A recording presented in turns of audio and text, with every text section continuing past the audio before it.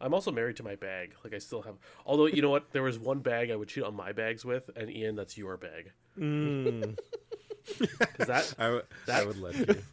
that It's either super nerdy or very misogynist. yeah. The black bag that you have with the gold lining and stuff. Oh my goodness, that is the best. Ian does have the prettiest bag on the block. That is the best gaming like pull stuff from a bag I have ever handled in my life. You're making me blush. If you ever like see another one or have another one, like just if you see it, just buy it. I will buy it off. Okay. Same I request. I need to track down and remember where I got that from. I feel like I've messaged you about it, Ian, to ask because I was like, I love that bag. Oh, man. Ian, everyone's looking at your bag with like really know. green eyes. It's because we have such big hands, and usually our hands are too big for other bags, right? It's true. That's awesome. Okay, I've got my info when you guys are ready.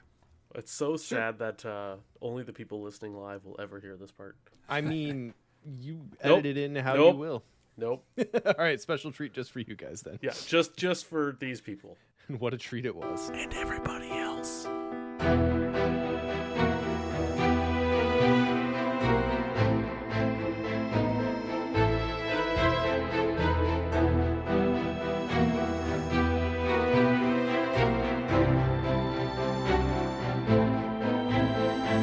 Mythos Busters, investigating the mystery, monsters, and madness of Arkham Horror, the card game.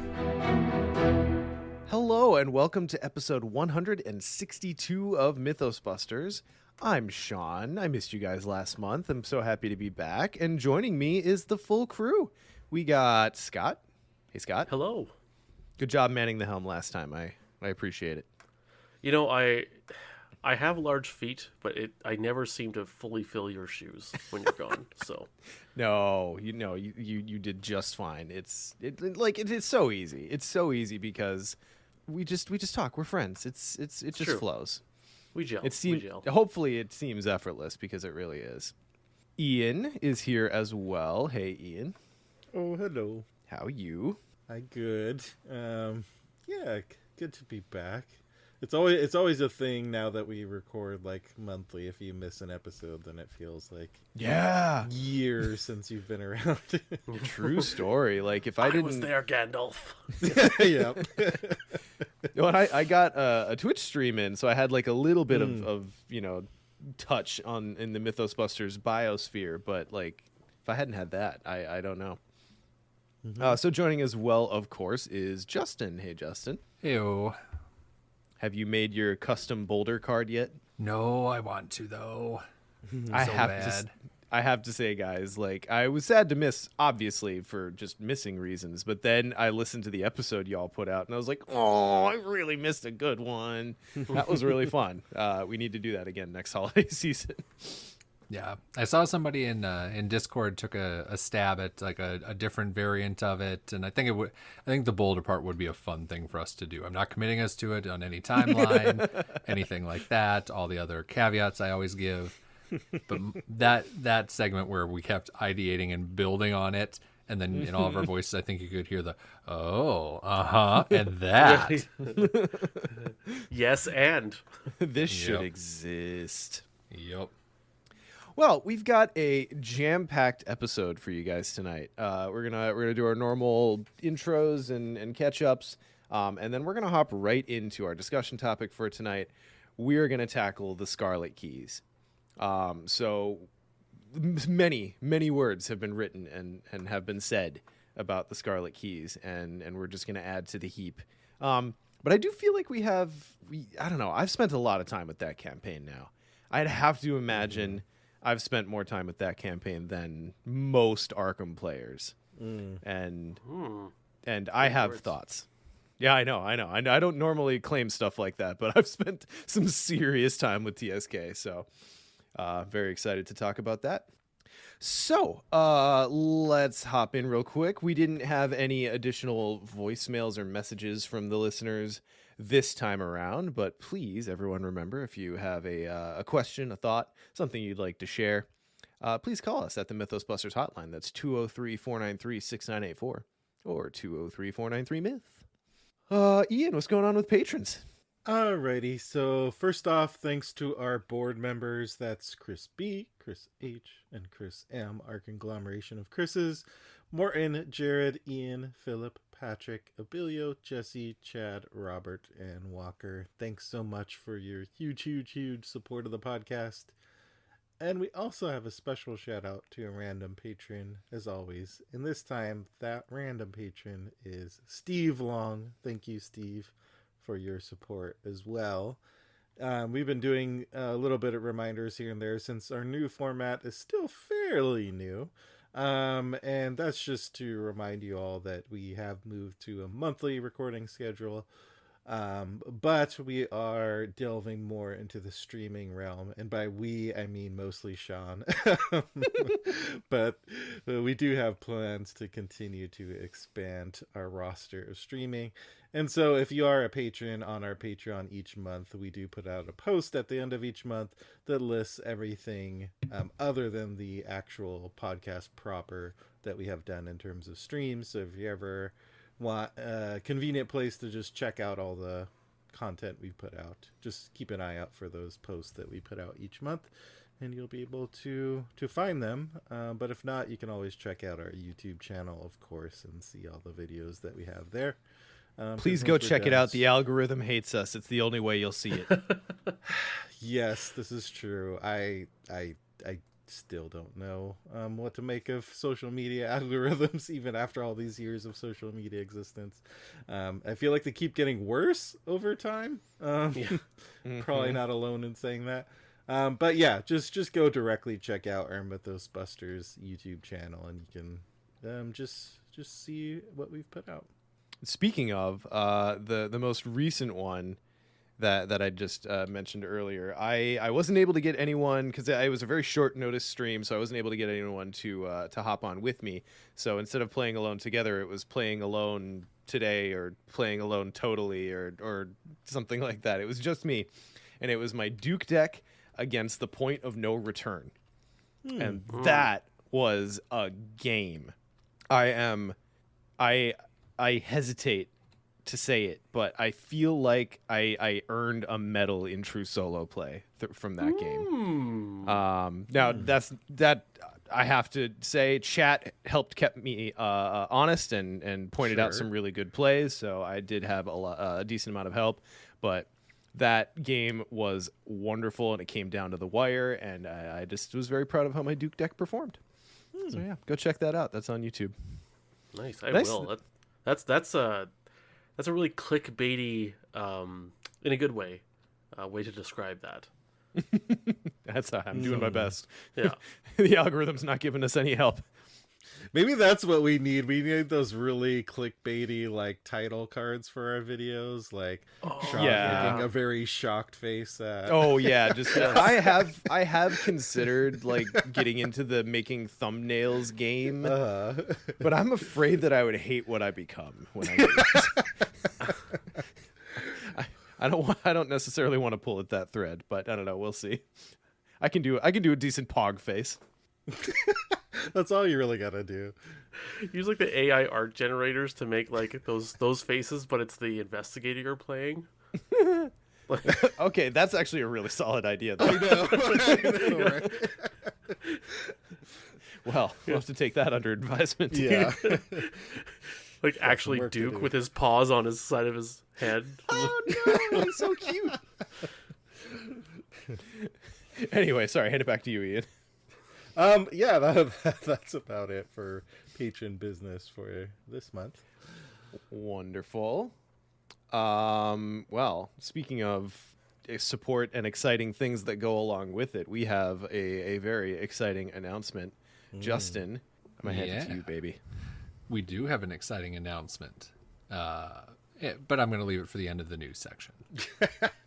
All right, well, So keep the news section then. Keep them waiting just a little bit longer. First item of news is a reminder for people about the meme contest. So we are we are recording this in early January. A reminder that our meme contest remains open to submissions until January 21st, 2024. There is a Reddit post out there with all the rules for submission, a link to last year's so you can see what people have submitted. Send us your stuff, and then we will have, I believe, about a week or 10 days of voting after that. By the time this episode comes out, it'll be a little bit of a tight turn on that. So if you're hearing this and it's still January, get on it if you haven't sent us your memes. Mm-hmm. Other piece of news is a reminder that spoiler season for Hemlock Vale runs through January 11th. This episode will probably be out around or slightly after that, so it might be done. But if you haven't seen all of the spoilers that people have, remember that FFG has that great list of all the community previews that are going to be going on. So go and check that out if you haven't. Man, I've been like super busy with the holidays and stuff, so I haven't been able to pay as close of attention to the preview season as I would like. But I keep seeing the new cards floating around, like on the subreddit, and people will post them in Discord occasionally. How many cards are in this expansion? It seems crazy. I'm so excited. Yeah, I will be curious when we get everything to compare it to previous spoiler seasons about how much of it feels fresh versus, oh, no, from what we saw out in the wild, we understand the entire shtick and there's just some variants. And I trust they're being pretty judicious with what they let out into the wild, but I'm curious to see. Yeah. It wouldn't surprise me if we've gotten to a place where like they just kind of use the player cards as the spoilery interest garnering tool that it kind of is, and we end up seeing them all. That's my prediction. I think we'll have seen the whole box. Interesting. We'll see. Interesting. My strategy is just to kind of be like a little bit lazy in looking at the things, and then I just don't see them all, and then I still have cards to discover. On it. Yeah. And then I go like jump on the Discord, like when I open the box, I'm like, wow guys, look at this crazy card. Yeah, we already know how to use it. I'm like, oh, neat. Okay. Late to the party. Yep. All right. Let's get to it. We've kept people waiting long enough. We sent out a note today on the day we're recording saying we are announcing BusterCon dates for 2024. And so that is the last bit of news that we have for y'all. We're doing BusterCon again. Return to BusterCon. Yep. Mm-hmm. Yep. We are. So the previous one was in May. No, early June. Yeah, I don't know. It's all a blur. Anyway, it was in the earlier part of the year. We are shifting. So the next BusterCon is going to be September 19th through 22nd, 2024. So we're moving to the later half of the year. To be transparent with all of you, we're really looking to fill a little bit of that Arkham Knights void that came up when FFG is no longer doing the localized Arkham, or I guess the big Arkham Knights event, but we couldn't push it to October because that's a real bad time of year for me and for Sean. Unfortunately, it would if we tried to do it in mid-October, it would probably kill the two of us. Yep. So September 19th through 22nd, it's going to be at the Game Center again. Reminder for those who listen: if you hear us just talk about FFZ, that's another way we refer to the Game Center. But it will be there. We have paid to book both of the event rooms, so we have even more space than last year. So hopefully even more of you can join us for round 2 of the 4 days of nonstop Arkham and dead CCGs and everything else. We have a room block at the DoubleTree in Roseville, Minnesota, which is just basically right next door. We will have more details about that and a link to it for you soon.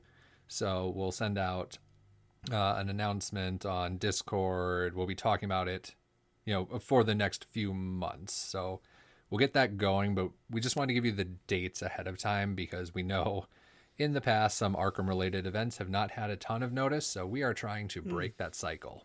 We're doing our best. Yeah. Now that we've got one under our belts, it's a little bit easier, right? Yep. Yeah, it's going to be great. Things you can expect will return. Immaculate Vibes, the Doom Bell. We're going to be doing Iron Man Edge of the Earth. That I'm super excited about. Ecthelian is asking, can we quantify how next door it is with some general recognizable unit of measurement? If only there was one. If only. Oh, I think we still have one Mythos Busters branded soccer ball. I believe that is correct. I mean, the good thing about Edge of the Earth Iron Man 2 is you could just... Well, I guess you can skip a few scenarios. If you're running out of time. And You not could. totally biff it. But I'm really excited to have that discussion because it's the first time where we actually have some like real choices in scenarios to make for Iron Man. Because basically everything after Innsmouth is going to be a much more robust and varied conversation for how to approach Iron Man, I feel. Yeah. And Dead CCG Day. You can expect Dead CCG Day. Oh, for yeah. sure. Oh, yeah, absolutely. Absolutely. the best day. But we could talk about BusterCon forever. So we should probably keep moving. So more to come on that. All right. So I lied. We do have one more bit of news that I remembered when I mentioned Arkham Knights. And even though there is not the big event, local game stores can order Arkham Knights kits, and those were a bit delayed. I think they started getting them in December, so stores have been setting up events for it. I have notes about 3 ones that are local to the Minneapolis-St. Paul area, so I promised I would help spread the news about those. What I have is that Red 6 Games in St. Paul, Minnesota is doing an event on February 4th. It'll run from approximately 2 to 6. I'm planning to be at that one. Sean, I believe you were planning to be at that one as well. I'll be there, baby. There we are.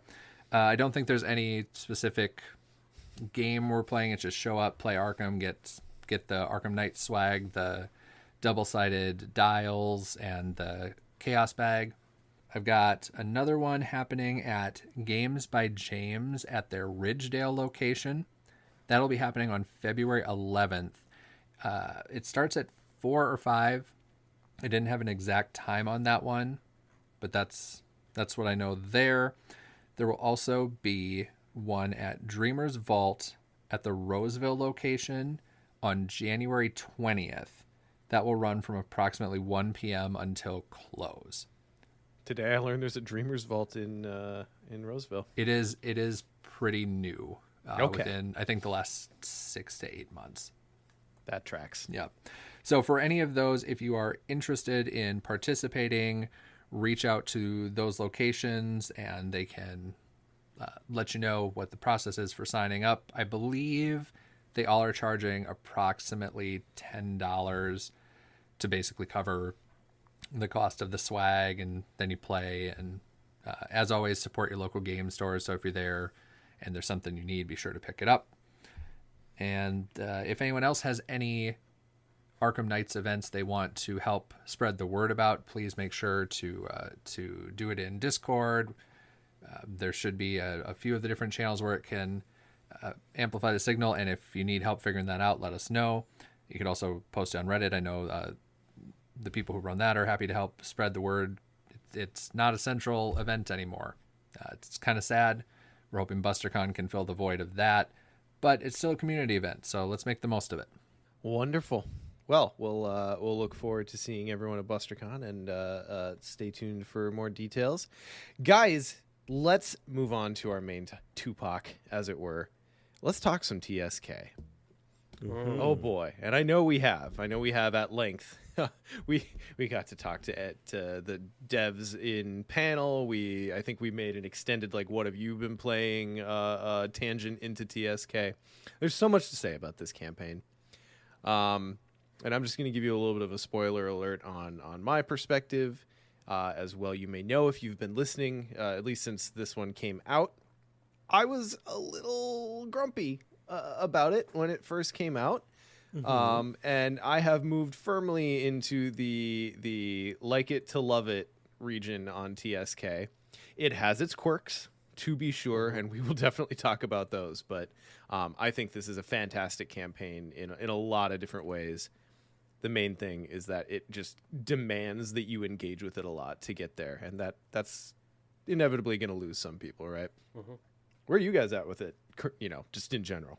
I am still, oh man, like I feel like I've been up and down the entire time, and I think where I'm settling is this is a slightly above average campaign for me.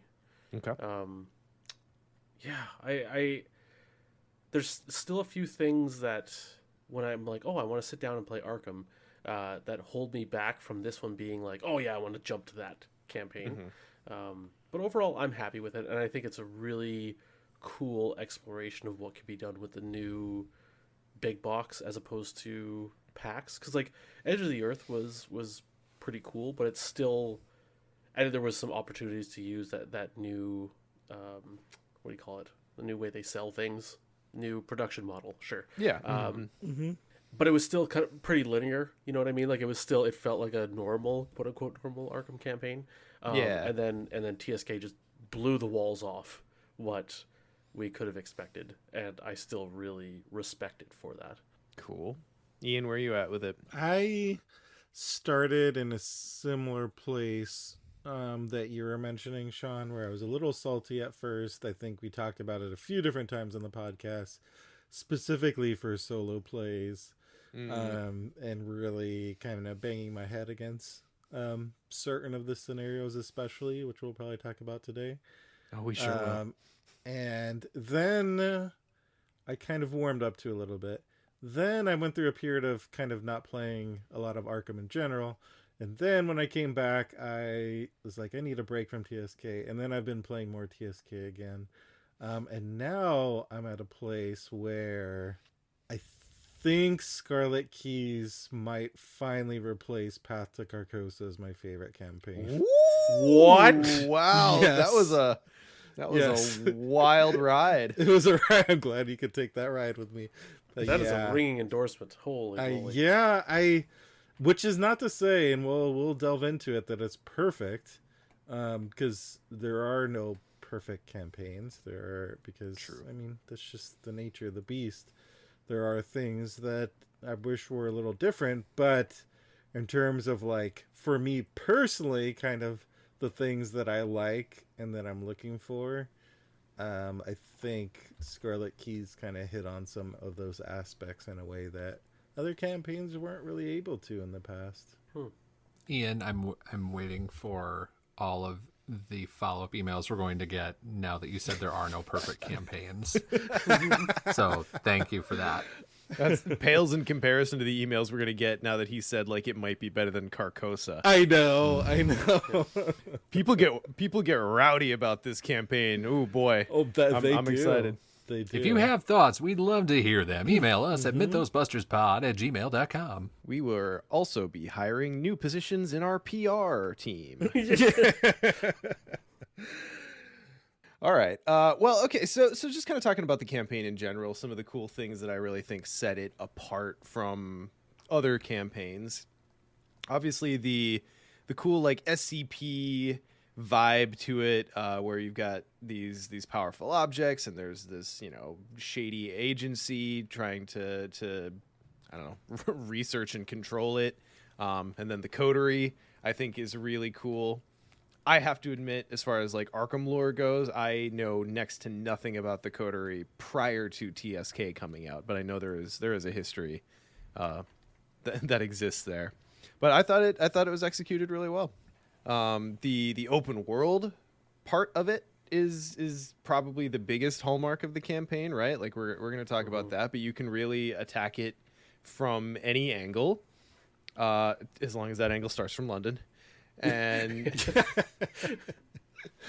and I really think in future discussions, particularly when we finally get around to our Iron Man prep episode for TSK, just the different iterations of runs and maximizing time and hitting these things and this, that, and the other. There's just so many different ways you can approach this campaign, and I think that's going to help keep it fresh for those who still enjoy playing it for probably longer than any other campaign, I would imagine. We've joked up to this point about the whole like Pepe Silva meme with the guy like from Always Sunny in Philadelphia, like pointing at the board with all the string and stuff like that. Like, oh yeah, this campaign's gonna be like this. Like, and like Innsmouth was not like, I mean, it was complicated, but TSK is gonna Too take the complicated for us, it turns out. cake. Yeah, well, that's when tiredness sets in. But yeah, TSK is gonna be a multi-day exercise in planning. Mm-hmm. So I feel like for that, we're going to actually need to all sit in the same room, get a giant whiteboard, and draw it out. And I think that would be hilarious to watch. I'm not against that. We'll just stream it. It's fine. Yeah, that's content, maybe. Yeah. Everything is content if you try hard enough. I suppose. Yeah, I think I was mentioning the things that made me really glom onto this campaign. I think it's that open world aspect, and just like when I was going through the process of just preparing for this episode and like looking at some of the resources that are out there for different kind of breakdowns of the campaign and the scenarios, like there were still elements of that as I was looking through other people talk about the campaign, where I was like, oh really, like that stuff that I didn't know existed. So even as much as I've played TSK, I'm still discovering new things, which was pretty cool. And it makes me marvel a little bit at the whole creation process that Maxine and some of the other designers who worked on the campaign, that they went through to like figure out all these different paths that you could take, and Easter eggs and everything else. Mm-hmm.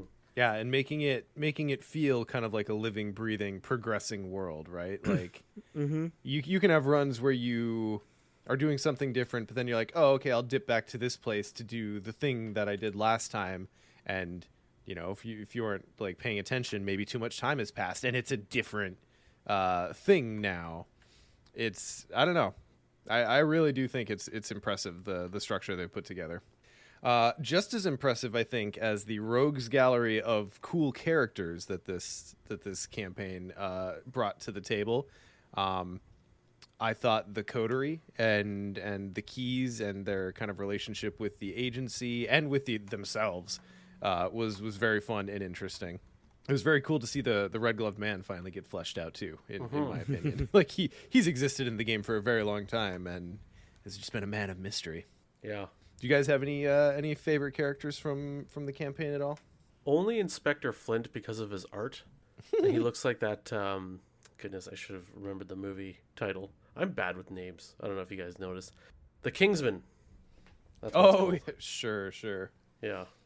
Taron something is that actor, I believe. I don't know. It's been a minute. Yeah. I agree.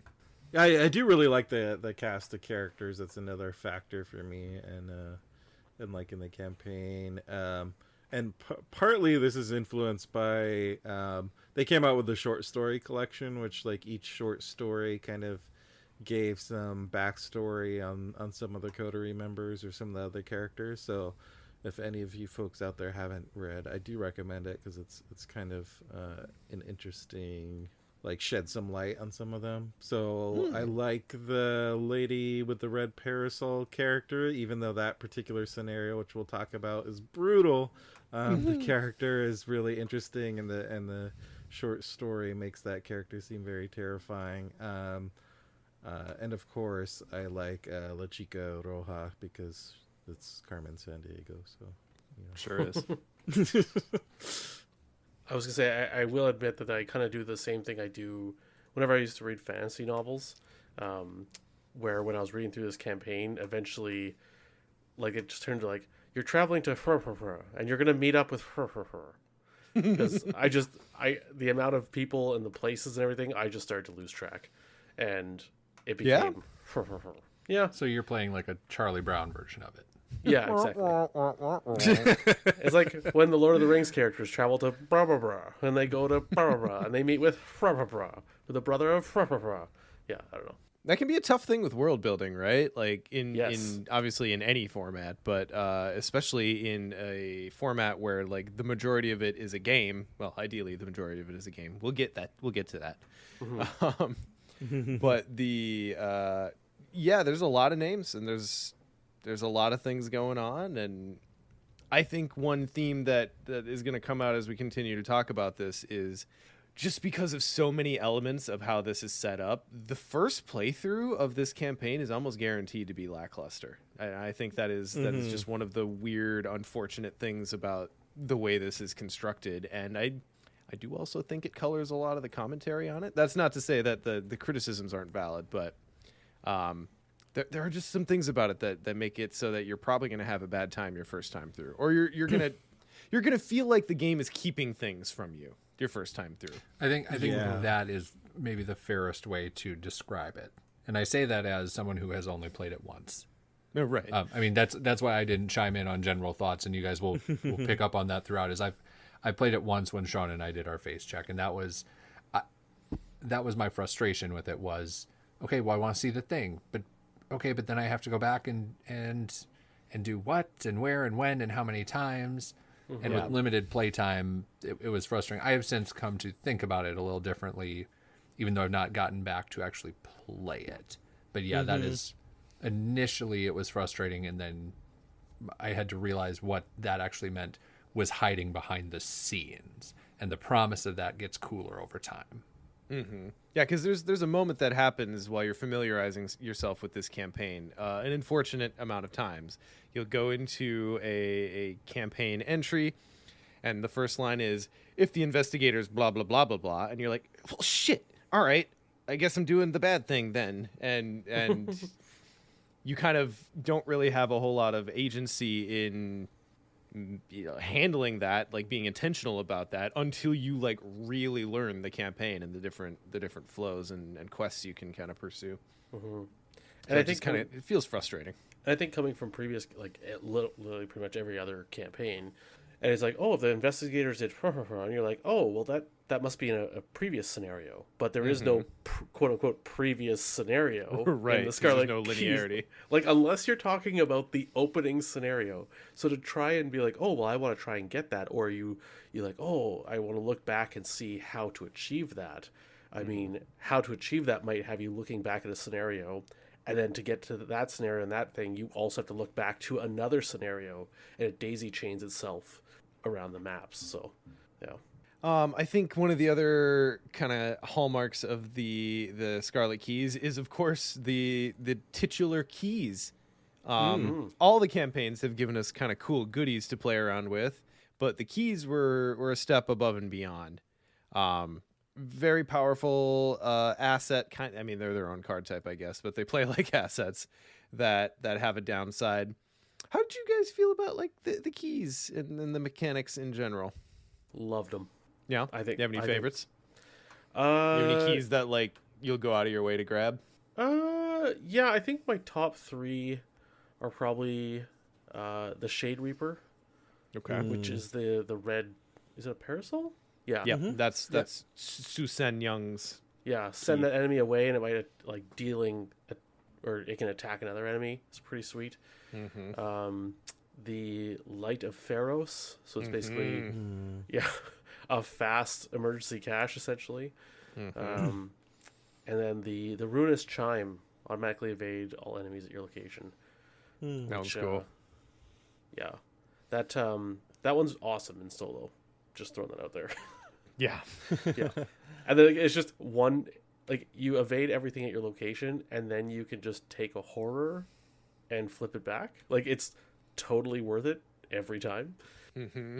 Yeah, I love the whole key mechanic. I love anytime we get to earn cool toys to play with. But especially these are kind of a little bit of both bad and good, as you have to flip them back and forth. I feel like there's some of them where they just become like a once per game ability, where you're like, Yep. I'm just gonna use this ability once, and I'm not gonna bother flipping it back over. And then there are others, because they're so useful, that you will kind of do the work. For me, the one that always sticks out to me is the mirroring blade to deal damage. Especially playing a lot of true solo, and as much as this campaign asks you to be able to kill things and deal damage, that one has been useful for me a lot of times. I didn't want to pee on the parade because I really do like the keys and I love the idea behind it. That I do generally think that the shifts on the bad side were a little overclocked, and I get that that's a tightrope to walk, right? Because you don't want to overpower the players to the point where you make the scenarios trivial. Well, first of all, if you've seen the scenarios in this campaign, I don't think that was a real risk. But I don't know, if you're going to give us cool toys, I really want to be able to play with them. And the some of those shifts on the other side, like is it the Light of Pharos discards 2 random cards from each player's hand to flip it back? Yeah, it's a once per game. My God, that is a once per game.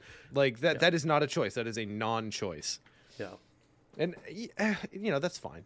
That's fine, I guess. But I like playing with them more. My favorite one is the Last Blossom, because I played my first really successful campaign through TSK was my classic power couple, Agnes and Roland. We'll talk about it mechanically, but when you go to TSK, you really want to build your decks with the concealed mechanic in mind. Yes. And both of those investigators, in addition to being like my old faithfuls from the core set days, have fantastic abilities for dealing with concealed cards. But anyway, in my Agnes build, I'm playing classic Agnes. The Last Blossom was so good because it heals off of her, and then it's so easy to just ping an enemy for 1 damage, heal it off, and shift it back next turn.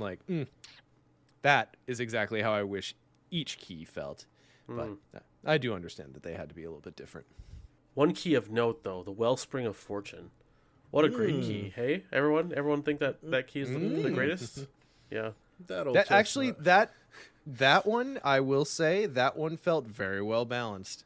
That one felt, dare I say, perfectly symmetrical, like 2 sides of a coin. Like 2 sides of a coin. I was just gonna say, what an apt description. And now Ian can leave the room, and Sean can tell you what he really thinks. Please, I don't mince words. It's like 2 sides of a poker chip. It's just yeah. Yeah. So I suppose the other kind of distinctive mechanic is what the campaign did with the Chaos Bag, where there were a lot of kind of story choices to be made that either gave you a choice to basically trust or distrust someone, and that either added tablets or elder things to your bag respectively, and if you max out on one of them, you can actually score extra XP off of them. Yeah, that was cool. So yeah, it's interesting because it's a little bit like oh no, Carcosa. What was that mechanic? Doubt and Conviction. Doubt and Conviction. Yeah, it's a little bit like that. Guys, did we make a mistake going Conviction? Did we make a mistake going Trust? When you guys play, how are you making those decisions? Are you making them from a story from a story perspective? Are you making them from a mechanical perspective of okay, I need to make this choice to get to this thing? Or are you hardlining one or the other to pull in the extra XP? I'm usually mechanical. I have a goal in my campaign, and I will just do what needs to be done. I guess it's a little mix for me because I want to say that it's story based, but I also once I have picked a route, I just tend to hardline, whether it's trust or distrust, whatever way I'm going. Whereas I think true role playing, the thing I like about the whole coterie thing is some of them are just clear villains, and some of them are. There's 1 or 2 who are clearly good as far as that goes in the Arkham world. And then there's a bunch that are kind of just in the middle, ambiguous. So I think if you were truly role playing it, it would be like some of them you're gonna trust, some you're gonna distrust based on the situations. But I think mechanically, as often happens in the campaigns, they kind of push you or reward you for like fully committing to one path or the other. Yeah, I think I'm mostly a mix too. It's like once I get to like 3 tablets though, it's really hard not to just like pick the 4th tablet and then like just go. Yep. And just scoop up all the XP for the rest of the campaign. Well, because okay. The one thing I was going to say, because it feels like if you're going the distrust way, that's the path to getting more of the keys. Because those tend to be the options where you're like, no, I'm not going to work with you. Just give me the key, whatever. And then the other path, like you don't get as many of the keys, but you get more of them on your side to be your allies. So I don't know. I feel like for various reasons, I've tended to do a lot more of the trust route, which has also meant that I haven't gotten to play with the keys as much as I wanted to. So I think I need to do more of, I guess it would be more of the renegade route, and so I can get the keys more. Do a Jazz Mulligan run, just all the keys. Yeah. It's an excellent name for that type of run. My preferred run now because of that. Well, this is the one place I can make that joke, and I appreciate you all for it. So let's kind of talk general strategy. So like the biggest thing I think to talk about as you approach this campaign, again, you're just not going to be able to do this your first time through if you're avoiding spoilers, because how could you? But in my opinion, to have a good time with this campaign, you have to have a path, more or less, and kind of a stated specific goal, kind of guiding that. Because you can go anywhere at any time, and you can just kind of like traipse in, as we've mentioned, on your first time through, and intend to do something and not know that you needed to do this other thing first, and then just be locked out of it for the rest of the campaign, and it just doesn't feel good. So you gotta know what you need to do in what order, more or less. Like you can leave some space for improvisation. You can add a little bit of jazz, but I don't know. I feel like you definitely have to have a goal in this campaign more so than in any other. Yeah, I mean, because for most campaigns, like the goal is set out for you because it's more linear. Like, so yeah, there may be 1 or 2 or 3 branching paths, but in this case, yeah. And the goal might not even be, it may be something as simple as like, I want to maximize as many scenarios to play as possible, and then that kind of guides what path you're going to take. Or it may be like, I want to unlock without a trace on this run, so that's my goal.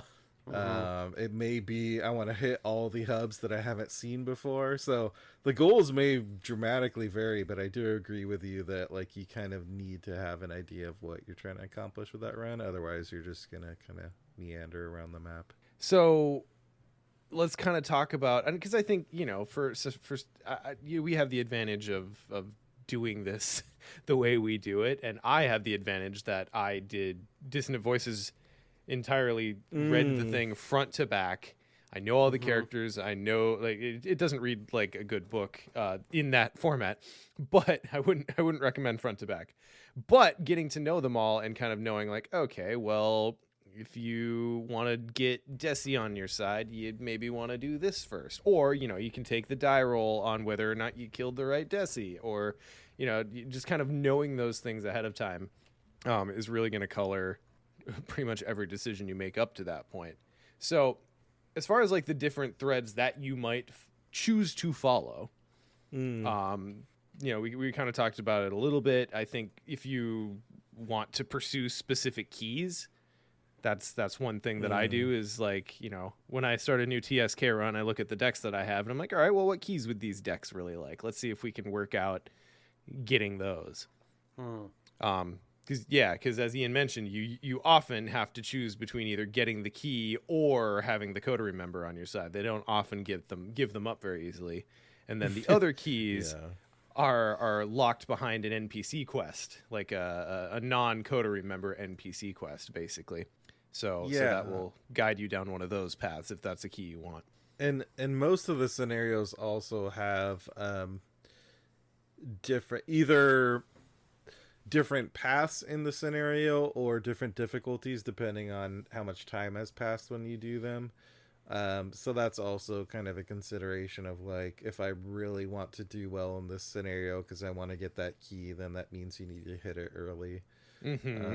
So it often feels like you're either heading kind of east southeast from London, and because there's this very kind of appetizing string of scenarios because they're right next to each other. It's like Constantinople, Alexandria, and I can't remember what the other one is, but there's like Montenegro, is that Marrakesh? Marrakesh maybe? Monaco. I can't remember, but yeah, there's like 3 that like you can get all of those knocked out. But then the other route is like heading more west to the Americas and trying to hit some of those scenarios. So, I mean, obviously there's a bunch of different paths, but that often feels like the 2 like choices that you need to make right off the bat. I said Montenegro. I meant Monte Carlo. I'm sorry. I'm American. Give me a break. Oh yeah. Sorry, which scenario is that one? I don't know. Yeah, I don't know if I played that one. But that one is juicy. It's right in the midst of those ones. Yeah. Yeah, Rome, Marrakesh, Alexandria, and Constantinople are all within 2 moves of London. Yep. So it can feel very easy to just like bounce around those and pick some stuff up out of the gate. So other threads you might want to follow would be pursuing the NPC storylines. You've got Flint that starts out. I think he goes to Mumbai and then to Shanghai, if I'm remembering correctly. I probably should have looked at that before I mentioned him. Yeah, I think it's Shanghai first, but yeah, it could be. It's in that general vicinity. Then there's Ari Quinn, who is the Without a Trace NPC. If you haven't done the Without a Trace storyline yet, that's the one I'm gonna like highly recommend, because Without a Trace and the story things that happen there are very cool. They're my favorite part of TSK. And if you want to do that, it basically plans most of your run for you. This is true. You have to jump through a lot of hoops. Yeah, you do not have to make many decisions. You just have to go do the things. I think one thing I need to do, I've done some of these threads, but because I have kind of figured out some of the paths I like to take, I think I need to do the run of like figuring out what are all the places I haven't gone or haven't gone often, and just do a little bit of a sightseeing run. see how much of the stuff I haven't seen that I can see. A lot of that stuff is because a lot of those are like the non-scenario ones. It's just like the story beats. And sometimes I've tended to like just prioritize the scenarios for obvious reasons. So beyond that, I'm trying to think. Oh yeah, and then there's Devi Irawan. And both with Quinn and with is it Devi? Dr. Irawan. We'll just call her Dr. Irawan. Yeah, Dr. Irawan. With both of them, you can either go after the key that's ultimately at the end of their quest, or you can like go for getting them as an ally. So a couple different ways you can go with it there, depending on what you're doing. Trying to think what else. So, I mean, just interacting with specific coterie members, whether or not you plan to try to get their key, is another guiding light, I guess, in the way I think about it. And then, I suppose the other big thing to talk about is, like, far and away, this is the campaign where it's easiest to throw in side scenarios. So if you have side scenarios that you want to throw in, that can really color your path and your intended goals too. And it has that different mechanic in TSK where you're kind of paying a different cost in terms of time, but that actually feels more palatable. It truly does. And it actually feels thematic too. So yeah.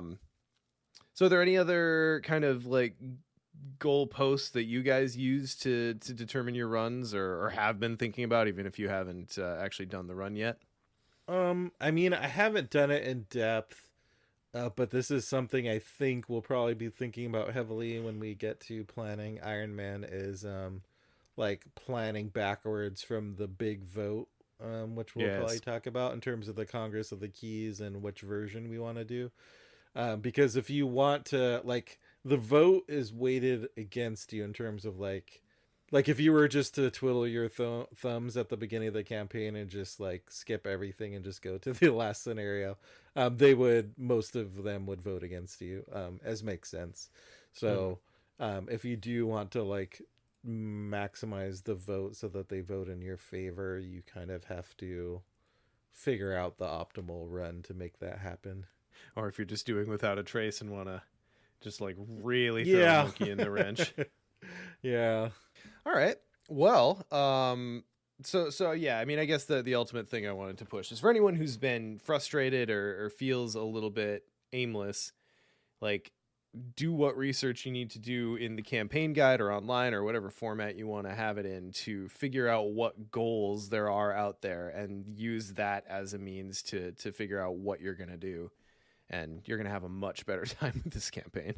Yeah, I think like you were saying originally, like that's what makes the first few plays and the face check especially, but even like the first 2 or 3 plays it's hard to have a goal in mind when you don't know what are the different things you can aim for.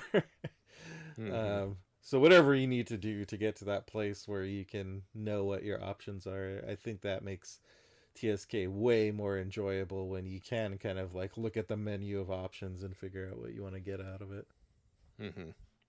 All right. Well, I think that's probably enough for kind of general planning strategy. Ian, you want to kind of walk us through the scenarios that we will possibly play in any given run of the Scarlet Keys? Well, starting off with Riddles and Rain, you're always going to play that. Yes, you are. Starting off in London. Okay. I feel like I've played this scenario about 1 billion times, so I could probably do it in my sleep. That begs a question. Does Riddles and Rain become the next what's the prologue of TCU? At Death's Doorstep? No, that's number 2. You know what I mean. Does it become the prologue? The prologue scenario, yeah. I mean it's a fine scenario. I don't really have any problems with it, but yes, I agree. It feels like I've played that one 1.5 billion times. Like I know exactly where to go. If I have an investigator with a high fight stat, then I guess I know what I'm doing with the bridge. If it does feel kind of like the tutorial for Scarlet Keys of like teaching you how concealed cards work, and like so in that way it does kind of feel like it, and it's not a bad scenario, but because you always have to play it does kind of feel like sometimes you're like, okay, let me just get through this thing so I can get to the world map in my airship in Final Fantasy and actually start going around. The real game. Yeah. Can I get through the tutorial? Yeah. So, I mean, not really a whole lot else to say about this. You'll learn the scenario very well if you're going to play with the campaign. I think from a story perspective, it does a pretty cool job of setting up the man in the red gloves, as it were. Yeah, without the red glove man. A version of him. Who? And I don't know. I thought the vibes from the story were really good. I know we'll get to the criticisms of the amount of story later on as we kind of wrap things up, but I do feel like this one set a good pace. It made you feel a little bit weird about what's going on, like the way that the red gloved man talks is kind of disconcerting. And yeah, the Eye of Ravens is an interesting little key to get out of the gates. Baby's first key. Well, it also feels too. It's like of course it's red glove man. Like that's kind of the power. Is you can set your base value to 6, right? Like it's. I didn't even think about that. Yeah, I was today years old when I first thought about that. Yeah. Yep. Yeah, I mean it's fairly straightforward, so not a ton to analyze here. But I will say, and this could be a product of having played it so much, compared to some other first scenarios. Like Arkham does have a history of having some first scenario of campaigns that just smash you in the face, like Pit of Despair for Innsmouth. Curtain Call for Carcosa still defeats me a good chunk of the time. Like, that's a tough one to this day. Yeah. And this one is not as tough in my opinion, and maybe because I've just kind of like figured out an optimal path, and it's just like I just kind of go through my my well-defined path at this point a little bit on autopilot. But I found this one, it was fair. Yeah. It felt yeah, fair. that's a good way to put it. Yeah. One bad thing I have to say about it is I do feel like this one sets the pace on a problem I have with the campaign as a whole, is that the scenarios feel a little bit XP deficient. And I think that's because you stand a chance of getting a decent chunk of XP outside of actually playing scenarios, both from the Chaos Bag mechanic and from just like little drips of extra XP you get from certain resolutions.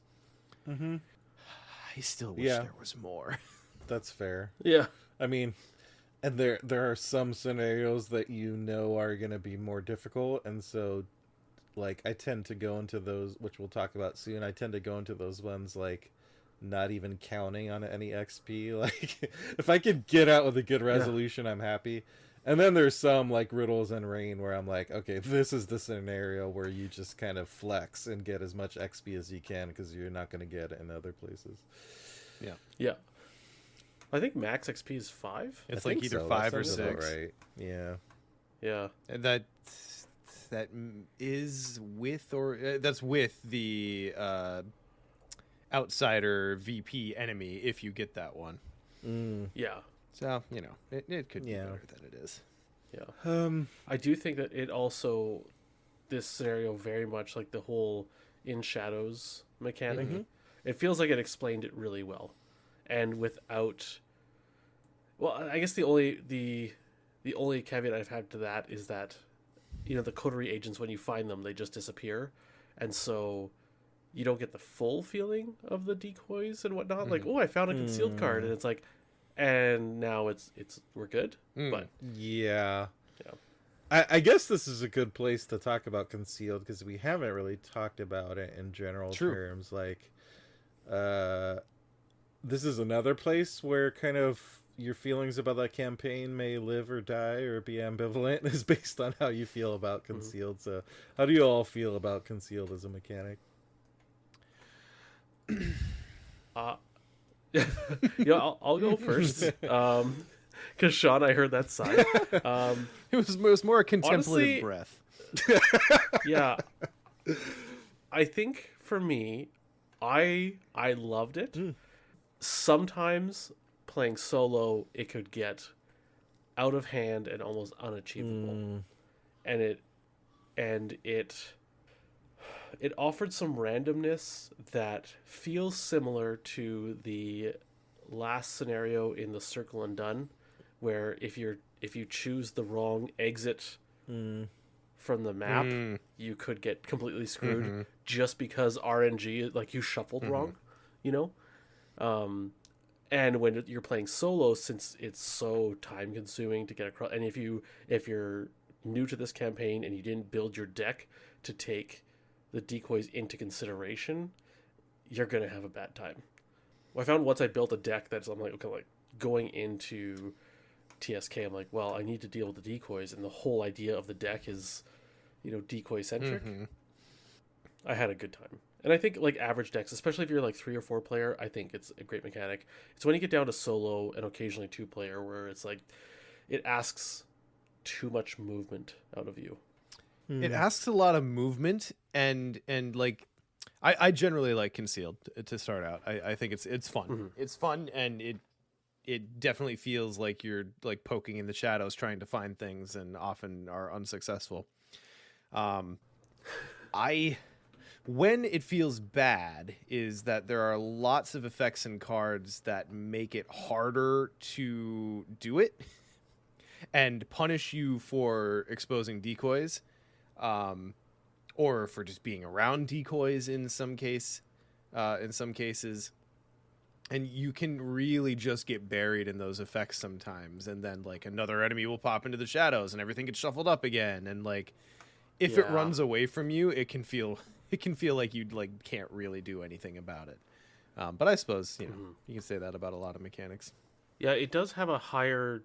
I will agree with you. I think also it has a bit of a higher chance of snowballing out of control on occasion, Particularly in lower more so player than some counts. other. Yeah, and that's most of my experience. Like I have not played this past. Let's see, I've played 1 3-player campaign, and the rest have been single player or 2-player. So Is our next TNA campaign going to be a TSK run? guess it has to be I now. guess it does. Yep. You said it, so I mean, it's, That's the same as It's a law promising. now. yeah. I'm kind of in a similar place where I overall like it as a mechanic. I think especially in certain scenarios, like it's implemented in a really creative way that kind of hits on what that scenario is trying to get across mechanically and in terms of the story. And then in other cases, it doesn't hit quite as good, and it feels more like whack-a-mole and not a fun way. So it's kind of hit or miss. I think the times where I don't enjoy it as much is like I was playing a game the other day where I kept getting all these effects of like shuffle all the face down ones at locations and like relay them out, and then add another decoy and shuffle them and add another decoy, where like I didn't even have a problem in terms of difficulty. It was just in the fiddliness of like, I don't want to shuffle these again. Do I have to? You know, It's physical labor sometimes. yes. Like I just don't want to do that. Can I get an assistant here, please? just handle the concealed cards for me. So that was one part which was a little less ideal for me. And then there's certain ways that it kind of like stops you from playing certain player cards because they're just not as useful for when you have to deal with a lot of concealed.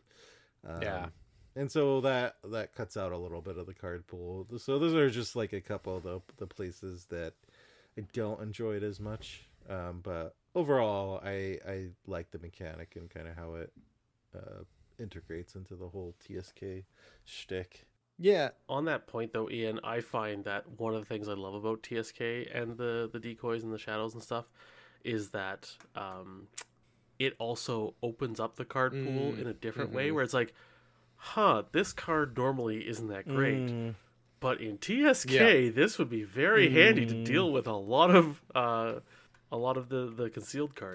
The little like rider effects. Like, yeah, I agree, Scott. Like I think TSK has possibly the strongest micro meta game to it because of concealed. Second place being what do you call it, the TFA, because you have to plan for the city of where you turn into an alien guy. Yeah, the City of Archives. Yeah, there we go. Yeah. Scott, I have a question, and if I'm putting you too much on the spot, we can just cut this out and pretend we never had the discussion. But do you have examples of some of those cards? Just I'm not thinking of any that you'd be alluding to. Break and enter is a good one. Cheap Shot, Stunning Blow.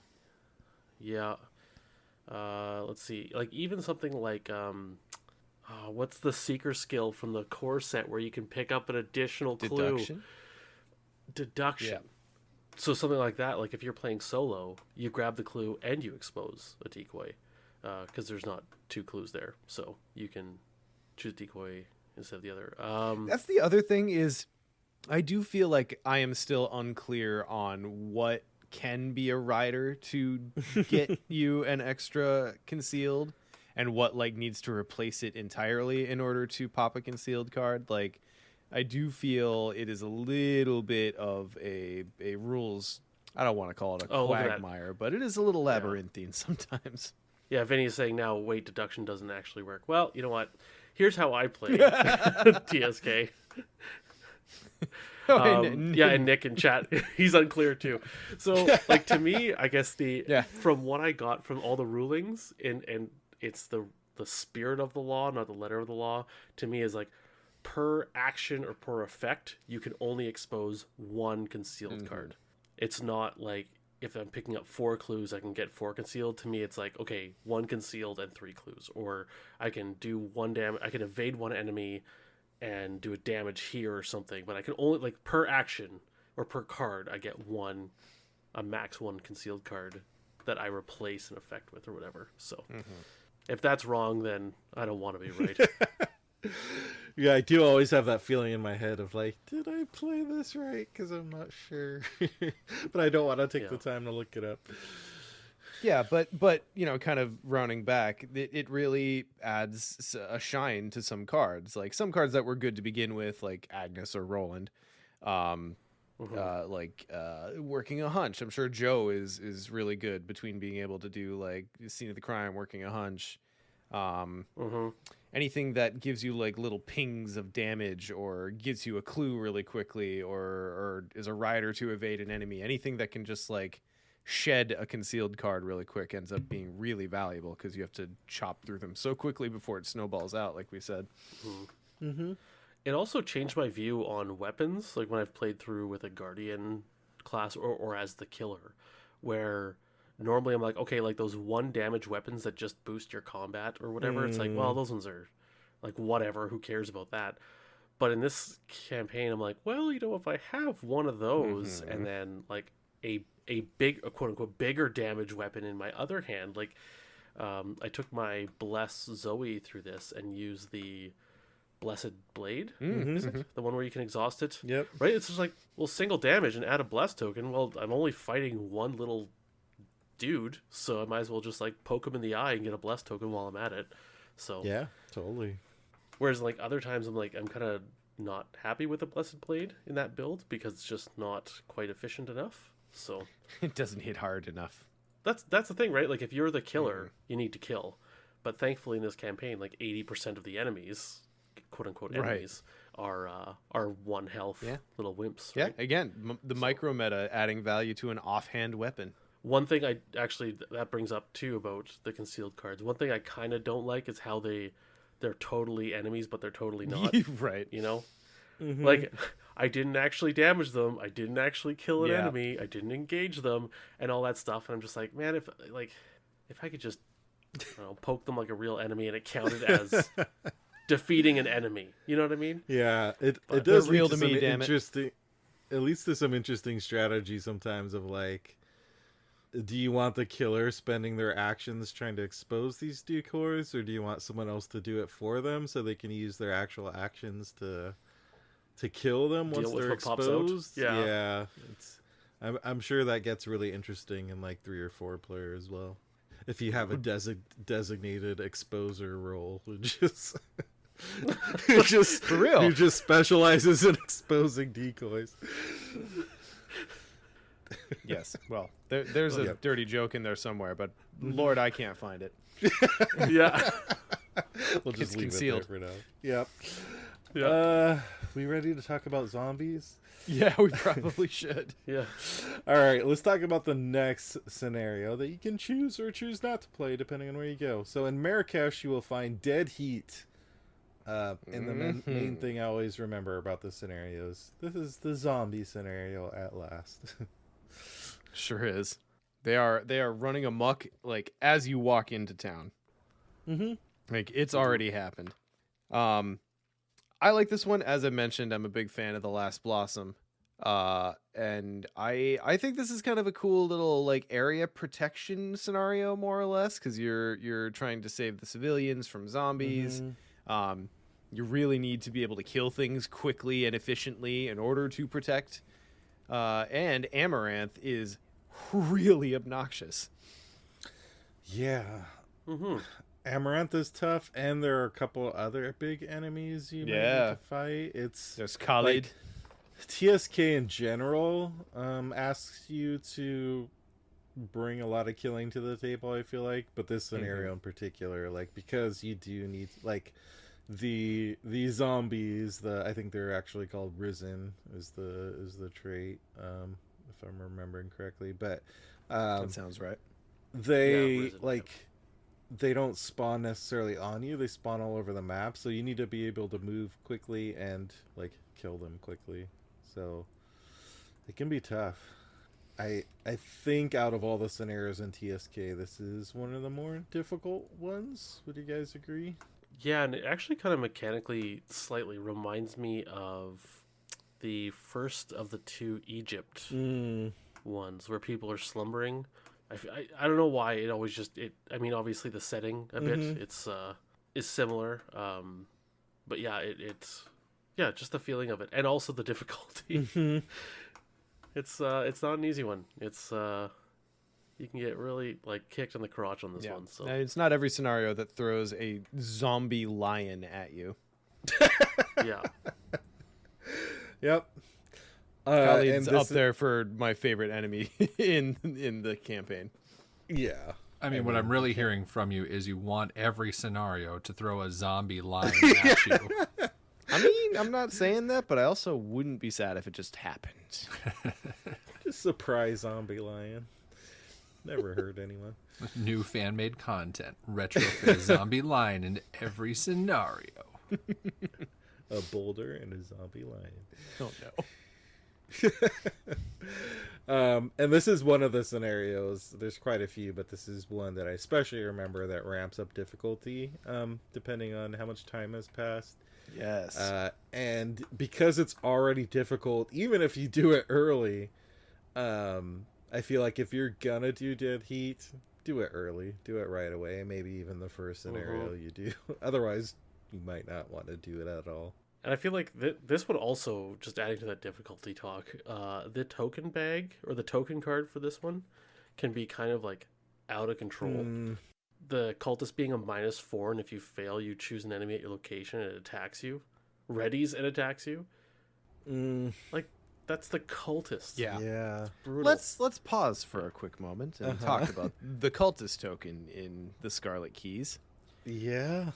It's a thing. It's the worst. I have some feelings, and most of them are hurt. Yeah.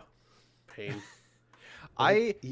Yeah. I understand the dilemma that since players can approach these scenarios in any order, you have to account for that, and you have to make sure that like there is some way of scaling difficulty for later scenarios, because the investigators will be more powerful, ideally, if they're doing okay. Yeah. I don't think the way the cultist token worked in the Scarlet Keys is it, though. I don't know. It's very odd as a mystic to say that, because you have probably the class with the most control over what comes out of that bag. Yeah, well, But yeah, it felt a -4 hurts either way. And the thing is, Yeah. it's like, okay, I appreciate that you get more of the cultists as time goes on, but like as was mentioned, even if you only have one in the bag, it's a -4 out of the first scenario you might play out after Risk of Rain, Riddles and Rain.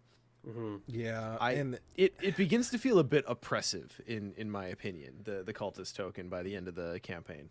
And in most of the scenarios too, it's not just a -4 or a high modifier. It's also they tend to have pretty bad effects for failing. Really bad ones. Like not just like, oh, that hurts a little bit. A lot of them are like, oh, that lost me the game. Like a lot of them are pretty tough. Yeah. On more than one occasion, I have definitely lost a scenario out of the blue, not really considering the cultist token for a test, and just like, out of my own, I probably could have boosted to +4, but just like, oh, I didn't think about that. Okay, this happens, and because of that, this happens, and I just took 4 damage and 3 horror now. Yep. Yeah. Have a plan for the cultist token, I guess. Yeah, the plan is to cry. Nick and I played a remote campaign together of this, and we went after Without a Trace. So it was a longer campaign. By the time we got to Without a Trace, we had like 3 or 4 cultists in the bag. I think it's 3 because you get the 4th on like the very last status report. But it just I don't know. I have no problem with interesting difficulty, forcing tough choices, bad fail effects, but like the least interesting thing you can do if your goal is to make things more difficult is to just crank up the numbers. And it feels a lot like that's just kind of what the cultist token is there to do, is just crank up the numbers of the chaos bag. It's just like with this one spike, then that is the cultist token. I don't know. Not a fan. Not a fan. Mm-hmm. Okay. It kind of feels like I don't think I have as much of a negative feeling about it as you. I think it's just like, for me personally, it's just part of the campaign, and it's something I just grew to accept. And when I could control it, but it does kind of feel like when you did mention, like, right off the start of the hop, it kind of felt like the -5 in the Forgotten Age. Yeah. Because that was also the first campaign where on normal we just got a -5, and you're just like, what is this token exists? Right? And it just, but the thing is, when you fail a -5, you just fail. When you fail a cultist, there's a rider. Yeah. And usually it's terrible. It's a bad rider. So, yeah. Yeah. Yeah, I think that's another reason why you kind of need to plan out when you're going to do some of these scenarios, because knowing that you're going to get more cultists as you go on, like, you kind of want to do the easier scenarios towards the end of the campaign, actually. And, like, the harder ones, like Dead Heat, like, again, if you're going to do it at the beginning. The other thing that Dead Heat does, from what I remember, is it hits you with some trauma if you don't get a good resolution. True. And it's pretty significant trauma too. So it's 2 mental trauma if you fail badly enough. So if you're gonna do Dead Heat, I guess be pretty confident you're gonna be able to take it on, or just skip it. Which sometimes I just don't include it in my campaign run because I don't want to risk that trauma. Yeah, it's bad. Yeah. As Sean mentioned, you do get the Last Blossom key, which is the healing one, which is pretty nice. And you're gonna need it. Yeah, you're gonna need it. Any other thoughts about Dead Heat before we move on to the next one? From a story perspective, I really like Amaranth. You know, I just like, I assume we're fine spoiling everything at this point. I don't know how much of like the nitty gritty people have at this point gleaned from the Scarlet Keys, but like Amaranth is the Last Blossom. Like the lady who's wearing the Last Blossom is like a modern woman that the Last Blossom is possessing and using. And I think the prompt is that if you know her true name, like if you've gone and done the entry where you learn who she was and that she disappeared and that she's now Amaranth. I don't know. I think that's pretty cool. And then like her whole deal of like resurrecting her old lover, like it feels almost quaint in the scope of Arkham Horror, the card game, that like this big bad villain is just like doing what she's doing like for love. But it also sings a lot of 1999's masterpiece of cinema, The Mummy. So I'm here for it. Masterpiece. And you could also listen to the band Amaranth, spelled with an additional E, while you play this scenario. So I don't have anything else to add on this scenario, but I am jumping in here because, as you guys know, I have to actually jump at this point, and I didn't want to just ghost everyone. So I will leave you guys to the rest of this. I didn't have much to contribute anyway, but good chatting with you guys again, and I look forward to listening to the rest of it. Yeah. Well, thanks, Justin. Your goodbye is definitely not Irish. Yeah, there we are. And Sean has me covered for Tentacle Time. He knows all my stuff. It's true. Yeah. All right. Later, everybody. See you, Justin. Yeah. All right. Well, where in the world? So, Shall we go next? Move on to Buenos Aires. Sanguine Shadows is the next scenario. Where are we on a quest to catch Carmen Sandiego, aka La Chica Roja? Yeah. She's definitely got the coolest drip of the coterie. Yeah. And the most roguish of them, I guess, is like a master thief. I do really like this scenario where you're, and the use of the concealed cards, where there are these different targets that she might be going after, and you kind of have to find them before she does.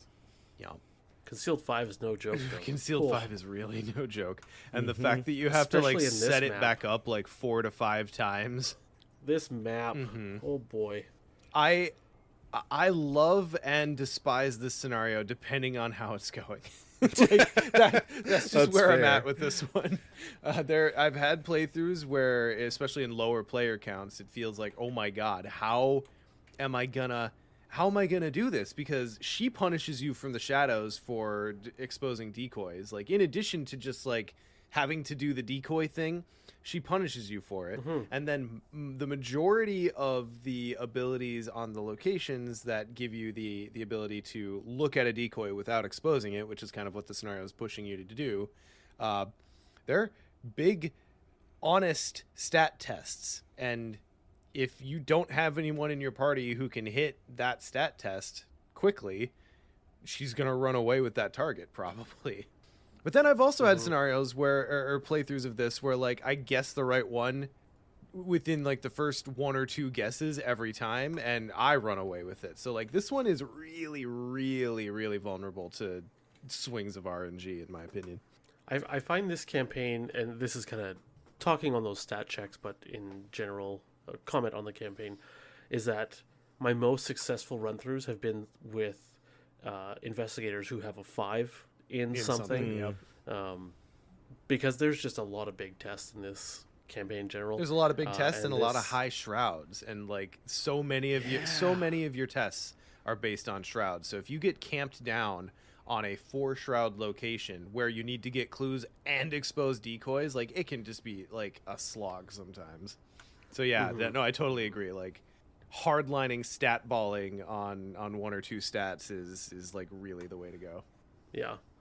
And because the map is kind of a lot to cover, and needing to like expose all these decoys, this is one that's especially difficult for true solo. There's a few in Scarlet Keys that's true of, but I find this scenario is one of the ones that can be tricky in trying to cover all those actions you need to cover. But especially if the luck is not with you and you keep kind of having to expose like every decoy to get to the right one. Yeah. And the map seems big, but at the same time, it's not. Any location is only ever 2 Yeah. locations away. But on the other hand, it's also 2 locations away almost every time. Yes. And so that is 2/3 of a turn. Like, it's just, oh man, it can be brutal. Yeah. And 2/3 of a turn in a case where you like really need to be fast. So Yes. I actually have this one up on my table right now, the campaign I was playing through to prepare myself for talking tonight. I'm running Rita, and well, I'm really running Rita around that map. And like, yeah, high mobility investigators in this one are very valuable.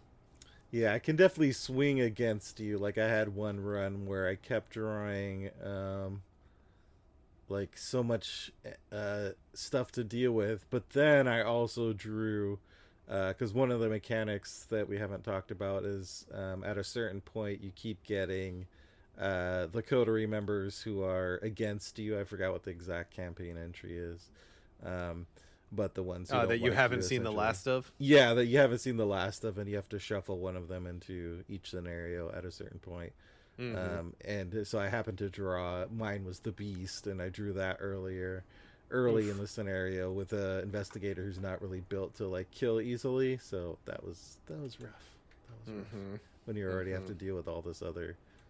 That particular mechanic can feel swingy as well, depending on which coterie member you get and which scenario, and whether and what time they pop out, and whether your investigator's set up to handle them.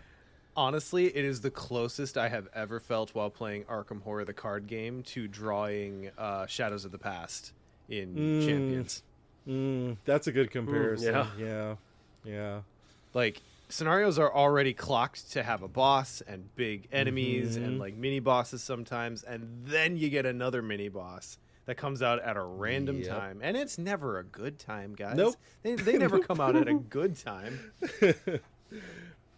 I'm often happy to see them early in a scenario. I'm like, okay, True. get them out of the Yep. way. At least you're not showing up at the very end when it Yep. matters the most. Done, dusted. Now I don't have to worry about it anymore. Yeah. Yeah. Any last thoughts about Sanguine Shadows? Yeah, I mean it's cool. The Weeping Lady. I think that's the one where you shift. You just get to discover a clue, right? Like a fast Yeah. clue. Mm-hmm. Like Yeah. that's solid, and that helps you against concealed cards too later on. What is the opposite side shift on that one? Isn't it? It's kind of nasty. You have Right? to discard an asset you control. Yeah. Okay. Well, that may or may not be cool. You could build a deck that doesn't like care too much about that. Yeah. So That- good key. I yeah. like that key. That shift is rough if La Chica Roja's the one that's against you and she pops True. out with the key and keeps discarding your assets. Ugh. Because if I yeah. remember right, she spawns like fun. across the map from you. Yeah, she's farthest away for sure. Yeah. So, oof. Terrible. Yeah, she and the Claret Knight. Yeah. So kind of one of the possibilities of this scenario, if you do well, is you can team up with La Chica Roja against another member of the coterie, the Sanguine Watcher. Mm-hmm. Who's a creepy bastard. Yes, Yes. very much so. Not a fan. Yep. Okay, so the next scenario is Dealings in the Dark, which takes place in Constantinople. And this is teaming up with a member of the coterie who is probably the most benevolent and relatable, I guess, like the most truly good, I would say. Now, She seems like the most normal person of the crowd. Yes, yeah, like she's I'm trying to remember her exact story, but she's like a university researcher, and is kind of interested in getting these keys for benevolent reasons. So this is a scenario where it's like, okay, we're just helping her get to this key before a cult does, and you're competing with a cult to find clues first. And this one really feels like a good and better version of what is the scenario? Echoes of the Past. Echoes of the Past, yes.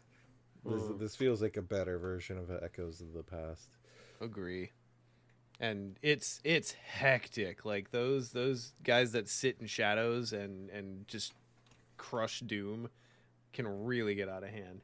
Yeah, I feel like this is because of its location on the map and because it feels like it can still be tricky, but it feels manageable. Like this is one that I often find myself doing in my TSK runs. Yeah. I mean, I don't think it's too bad. Like you, as long as you can stay on top again of the guys that are hopping out and just like stacking doom, it's pretty okay. Mm-hmm. At I a also- certain point, go ahead. Yeah, no, I think you're about to say it, but I like how like we do a scene change in this one Mm-hmm. to the Grand Bazaar. Yeah, you set aside the first map, which is only like 4 locations, but then you get this kind of Grand Bazaar mini map that you need to navigate, and its formation varies depending on which chaos token you draw when setting it up. So it's kind of cool little variations there. It is. It's cool, and I really think this is a great example of where Scarlet Keys does good emergent narrative. There have been lots of words written about how many lots of words there are in Scarlet Keys and how people kind of prefer the story to unfold as they're playing. I would generally agree. I don't like hate the story that's going on or the amount of story that's just told to you in prose, but I have a special relationship with it. But like this is a really cool little cutscene where like suddenly you're doing the chase through the bazaar and you're like turning over stalls and like I don't know, it feels very well thematically placed. Mm-hmm. You can hear the chase music start to play. Exactly. Well, and it delivers the scene that was promised on the cover of the campaign too. Like that's True. a little bit Indiana Jonesy, I guess. Yeah, it does really feel like Indiana Jones. Like out of all the scenarios, it's one of the most Indiana Jonesy. Like navigating the bazaar, like this chase. Like I do really like the end of the scenario too, where if you have the key, they're like chasing after you, and if they deal damage to you, they get the key, and then you can damage them to get the key back, and it's just that kind of fun back and forth to who's gonna get the key and escape first. Agree. The key for this one is the Twisted Anti-Prism, which you basically look at some cards from your deck and get to draw it.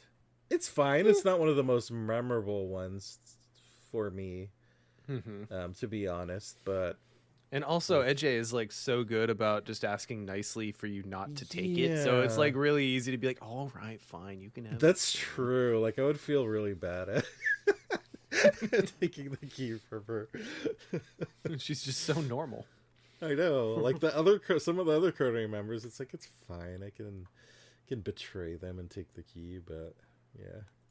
All right, so that takes us to Havana for Dancing Ooh, nah, nah. Mad.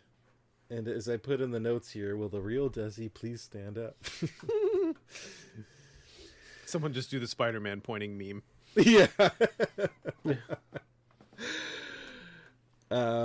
This one is essentially like dealing with concealed enemies on a map, so TSK things, but ultimately it comes down to this moment where you're trying to narrow it down between two enemies and trying to defeat two identical enemies and trying to defeat the right one that's not an imposter.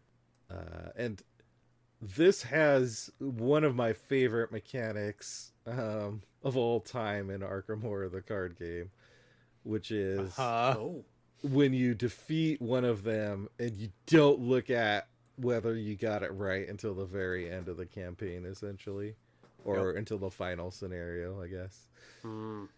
I keep love an that opaque so much. sleeve empty. It packed alongside this scenario so that I can do that properly. Nice. Yeah. And I also think it's really important in the overall narrative of what's going on in the Scarlet Keys to introduce the idea of the outsiders being imposters, being body snatchers, taking over people. And this is probably where you see it first. And it's pretty important later on, so. Like I've experimented with different ways of like holding on, like you said, the opaque sleeve. I've put the Desi on my mantle or like a bookcase and like held them there until it's the moment to reveal whether I got it right or not. Just making eyes at you across the room for the rest of the campaign. Tell me the truth. I think it just hits on that classic scene in so many TV shows and movies where it's like, no, shoot him. He's the imposter. Yeah. And it probably bears mentioning that, similar to Amaranth, the way you get to know for sure is if you have, I can't remember which entry it is, but there's an entry that gives you background info on Desi that lets you figure out which one is the real one. And if you don't have that, then you're literally flipping a coin. Yep. That was one of the moments when I was like first playing this scenario where it's like, if you know his name or something, and I'm like, okay, where was that at? Guess I missed that one. So yeah, that is another element of the campaign that you can find along the way. I think Desi has probably the most fleshed out and distinct personality of the coterie. In my opinion, he's a little bit aloof from all of them. Like he uses his membership in the coterie to really benefit himself and what he's doing. He's just really got his own thing going on, and he's like such a badass that if you come through for him, he's like, yeah, fucking, I don't know, I left the key in a closet. Go take it. I don't know. like what a badass. He doesn't even care. Yeah. Like everyone else is grubbing after these like objects of power so hard, and he just could not be bothered. It's too cool for it. And it's one of the cooler keys too. Oh yeah. So this is the Mirroring Blade, which I love, which is just like you just straight up deal damage. Yeah. And you got to do a little bit more work than usual for it because like he's willing to give it to you, but there's like a time delay and you got to go to another location to actually pick it up. So And you that gotta one's not wait. too bad. It's Yeah. it's what, like 10 time away or something like that. I think it might even be like 5 time or something like that, but Yeah, and it's in Ybor City, which is not Mhm. far away. So you can probably find like I don't know, go fuck around in Arkham for a time or 3 and then come back down and it's ready for you. go hunt down a werewolf. Yeah, exactly. New Perfect time to go Orleans. see what's going on at the Excelsior. I hear they have great accommodations. Yep. Just book a stay there. Yeah. So you just kind of need to plan around like when you're gonna pick it up and if you are gonna pick it up. Obviously, if you unlock it, you want to. If you do this scenario later, which I haven't done until a more recent run, it's different in that you are kind of ambushed at the beginning. Like Desi kind of says he's gonna do a deal, but then instead they shoot at you. But the rest of the scenario is pretty similar, other than that kind of beginning. That one, I think for me, the scenario is less memorable than the character. That's and, fair. And like that, Yeah. that one mechanic of, oh my God, is it the real Desi or not? Like that is the coolest part of what it's doing. And the scenario is fine. I don't really have any problem with it in any real way, but that's That's what I'm true. sticking around for. Yeah. Like the scenario's pretty standard, like get clues, expose concealed cards, profit, maybe. But yeah, I think I think you're right that it really just comes down to that memorable moment. This brings us to the next scenario, all the way up in Alaska. Much different setting than Havana, up in Anchorage for On Thin Ice, where the investigators have to go on a void chimera hunt. Yes, you do. And this is one of the cooler bosses in the campaign.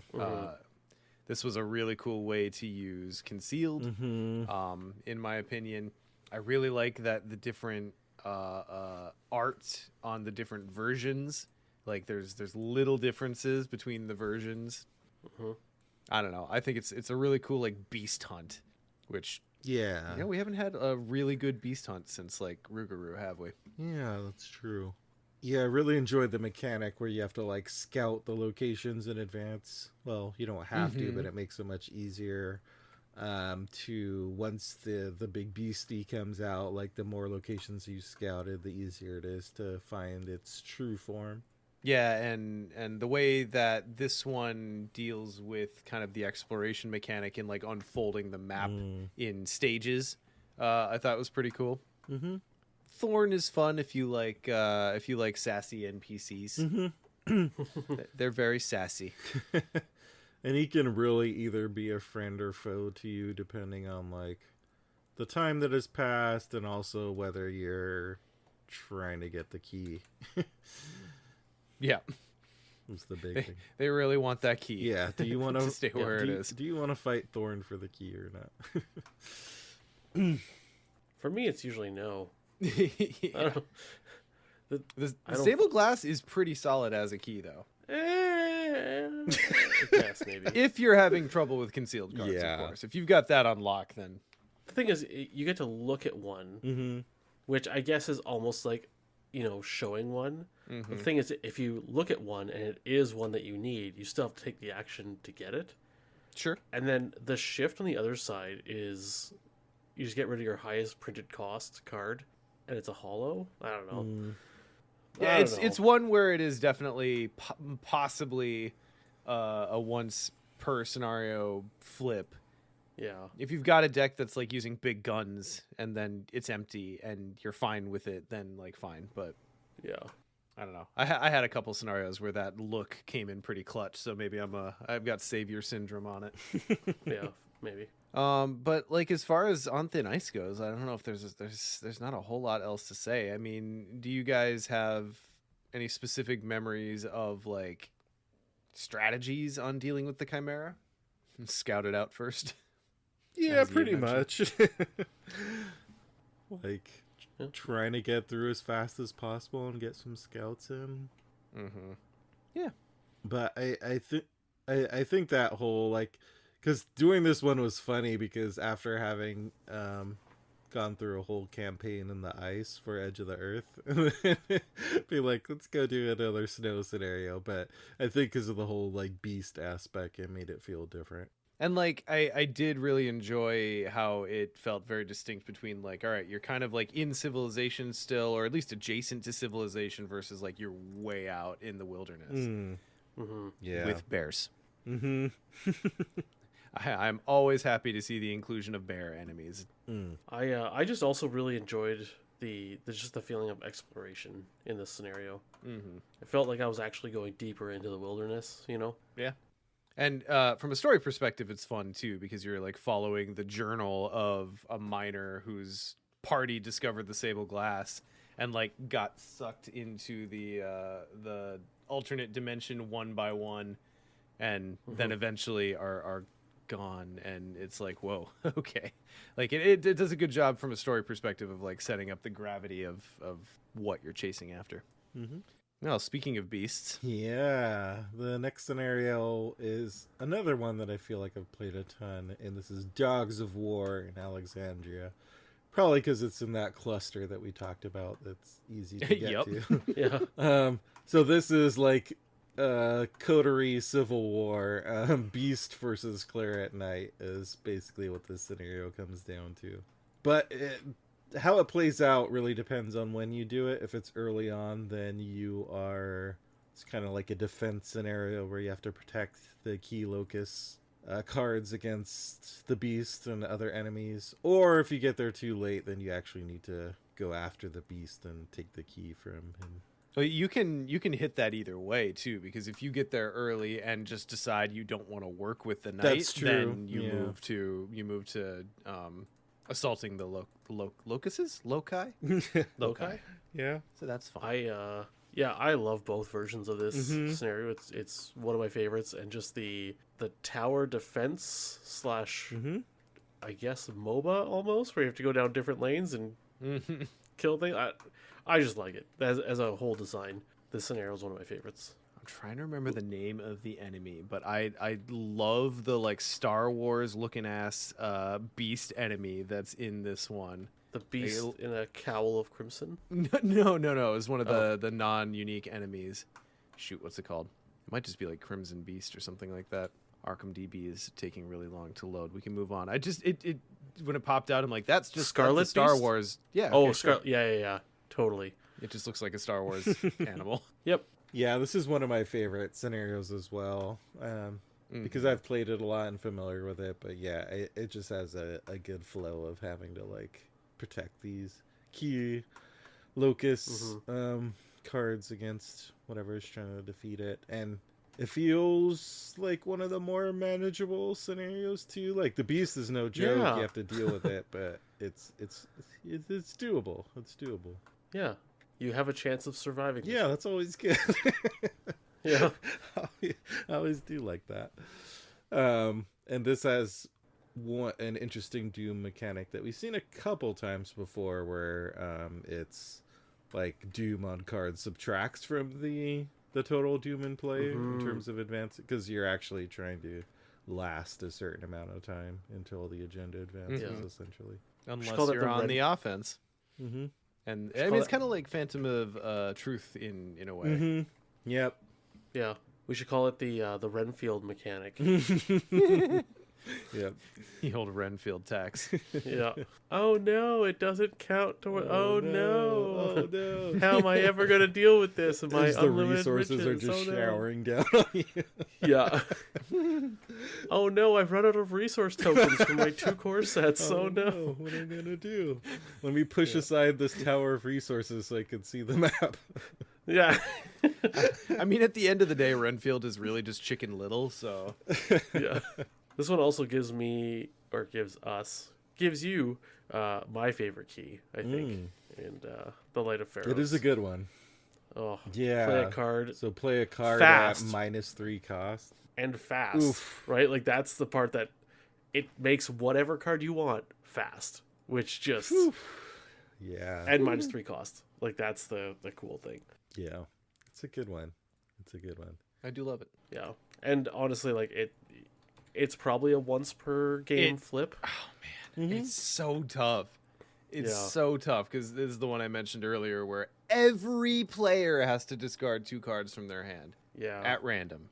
And I'm fine with a global negative shift like that if the positive one was also global, but it is a single investigator gets to do the cool thing and then everyone else has to pay the price for it. I don't know.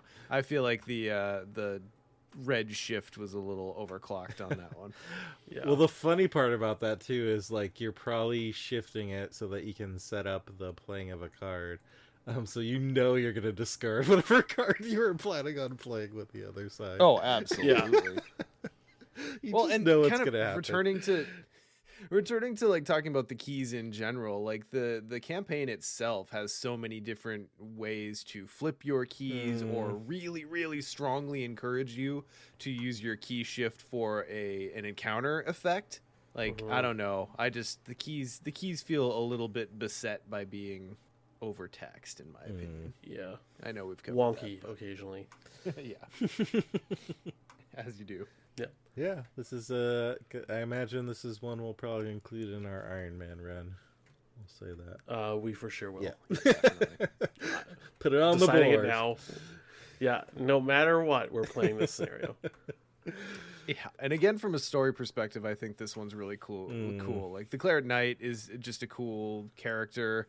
The Beast is kind of whatever. He's just like wild and violent and whatever. But like the idea that both of those characters exist within the same coterie and are like literally warring with each other while everything else is happening is just kind of a fun little aside. Yeah, I think like how we've mentioned some of the other scenarios kind of teach you about the coterie, or kind of this story like the Outsiders. Like I think this is an early one that teaches you like how wide the spectrum of characters in the coterie is.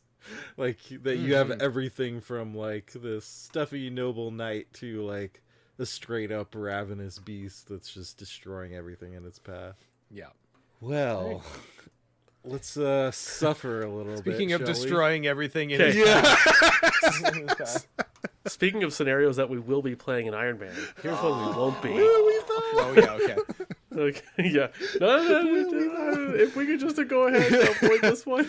The next one is Shades of Suffering. We've shaded enough. I mean, suffered. This one you have to unlock a little bit. It's not like a ton of unlocking, but like you don't just get to go to a location and unlock it. Like you gotta go to a couple locations, and then so you use up a little bit of time to unlock it, and then you get there and you take on Shades of Suffering. And then you're like, who put this Wages of Sin in my Scarlet Keys campaign? Because it's essentially, like we've talked about, some of these other campaigns are kind of upgraded versions of these scenarios, rather. Like, now I'm totally blanking. We talked about Echoes of the Past, kind of got an upgrade in this campaign. But this is like Wages of Sin, but possibly even harder. Yeah. Yep. Yeah, and Wages of Sin was already hard, so Yeah. Yep. like you have to basically this whole scenario, the map isn't too large, but you got to parlay with these Geist enemies to essentially get to the end, and then it's similar to Wages of Sin in that you need to like take care of some conditions, satisfy some good conditions on locations, and then match them up with the right Geist. So there's a lot to cover. So I think my complaint with this one is, one, those stat checks are out of control. Yes. I'm sorry. Yeah. Like numbers. the amount too of big. sixes, and I get it's like, oh yeah, you can discard 1 to 3 cards to make it easier, but it's like discard 3 cards just to go +3. It's like I need Right. those to do the things that they do. Right. Or like take 1 to 3 horror. It's like, man, you're already pumping me with horror as we go. Yep. And you're asking, and like, oh, just discard an asset.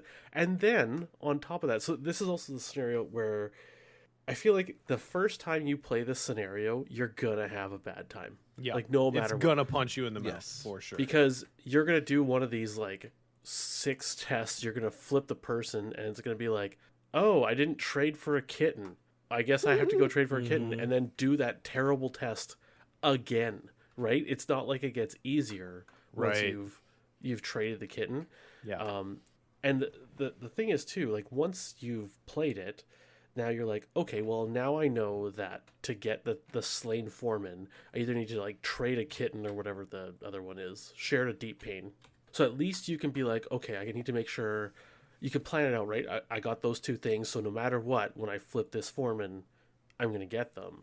And I don't know, I'm not a huge fan of that type of design where the first time you play a scenario versus the second time is just going to be a vastly different experience. Yeah. And I feel like Wages of Sin, I feel like it's a little bit, I don't want to say easier, but it's a little easier to understand what you need to do. And if you do need to flip multiple times, it's not a test of 6. And some of the other tests on the scenario cards, like there's 4s, and you're chucking out like tons of clues and resources that you need to do other things. Meanwhile, Zoo's in the corner, like Kamehameha-ing, ready Yeah. to just like murk you at the end of the scenario. Well, and what's the treachery that can attach to her, and she gets +1 in every single stat that's possible. Oh, what's it called? Bound in Red. She has +1 fight, +1 evade, +1 damage, +1 horror. And then like she can get a couple of those on her, and then there's like a card that's like choose one, either she attacks you or something else. Yeah. And it's like, well, it's not a figures in the dark. Each investigator loses an action, or each enemy in the shadows attacks you. So it's like, oh geez, do I take 3 and 3, or we all lose an action? Like it just, Yeah, it's I feel like this scenario can snowball really hard, and it feels like you need to be playing absolute stat ball to even think of attempting this one. And doing things in the right order. I just feel like it punishes you really hard for not knowing exactly what you're doing. and similar to Wages of Sin, like extraordinarily difficult and true solo.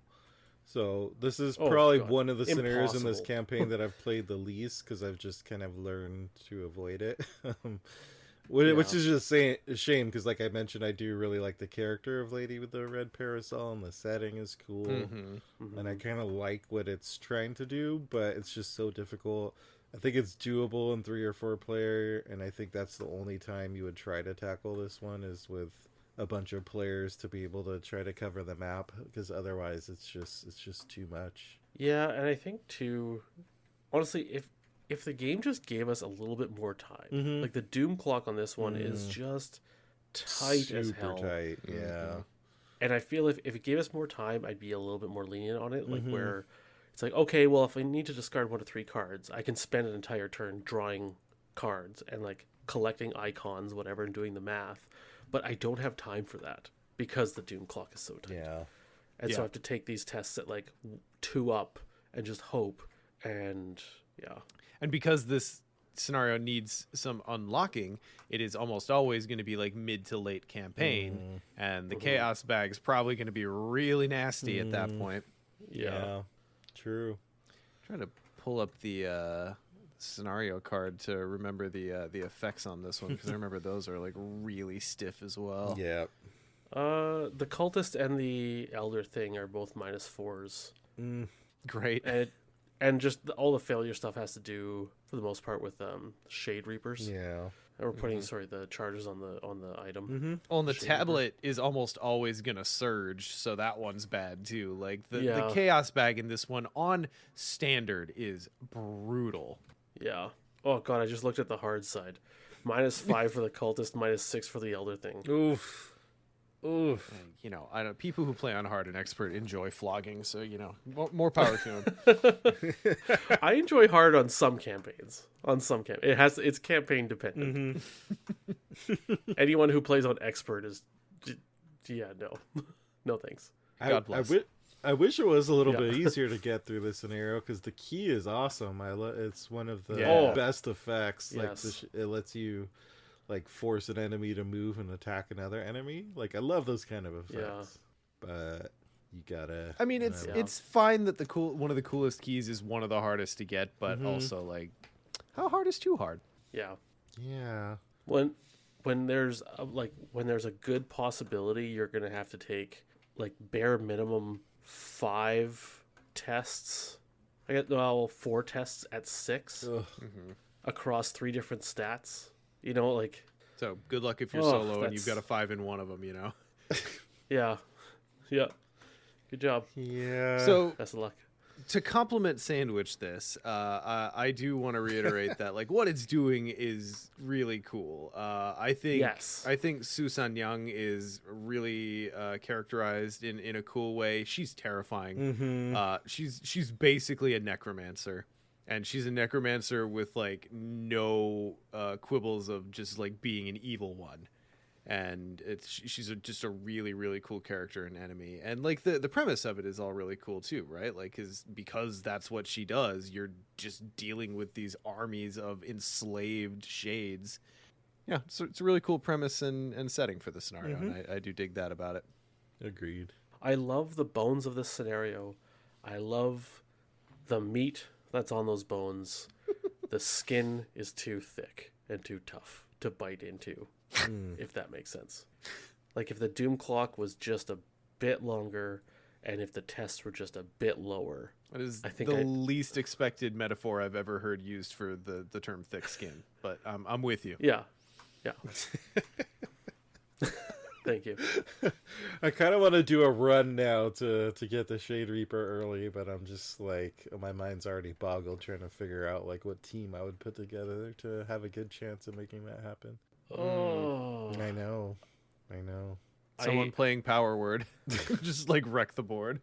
I think, could you do a Bless Preston? A Bleston? A Bleston that has Beloved and Ancient Covenant. So you get those auto Just get a passes, bunch of auto and then, successes. Yeah. And what's the rogue card where you can just throw curses into the bag and then based on the difficulty, I think it is, and then you pass or something? No. Yeah, pay money? it's a skill.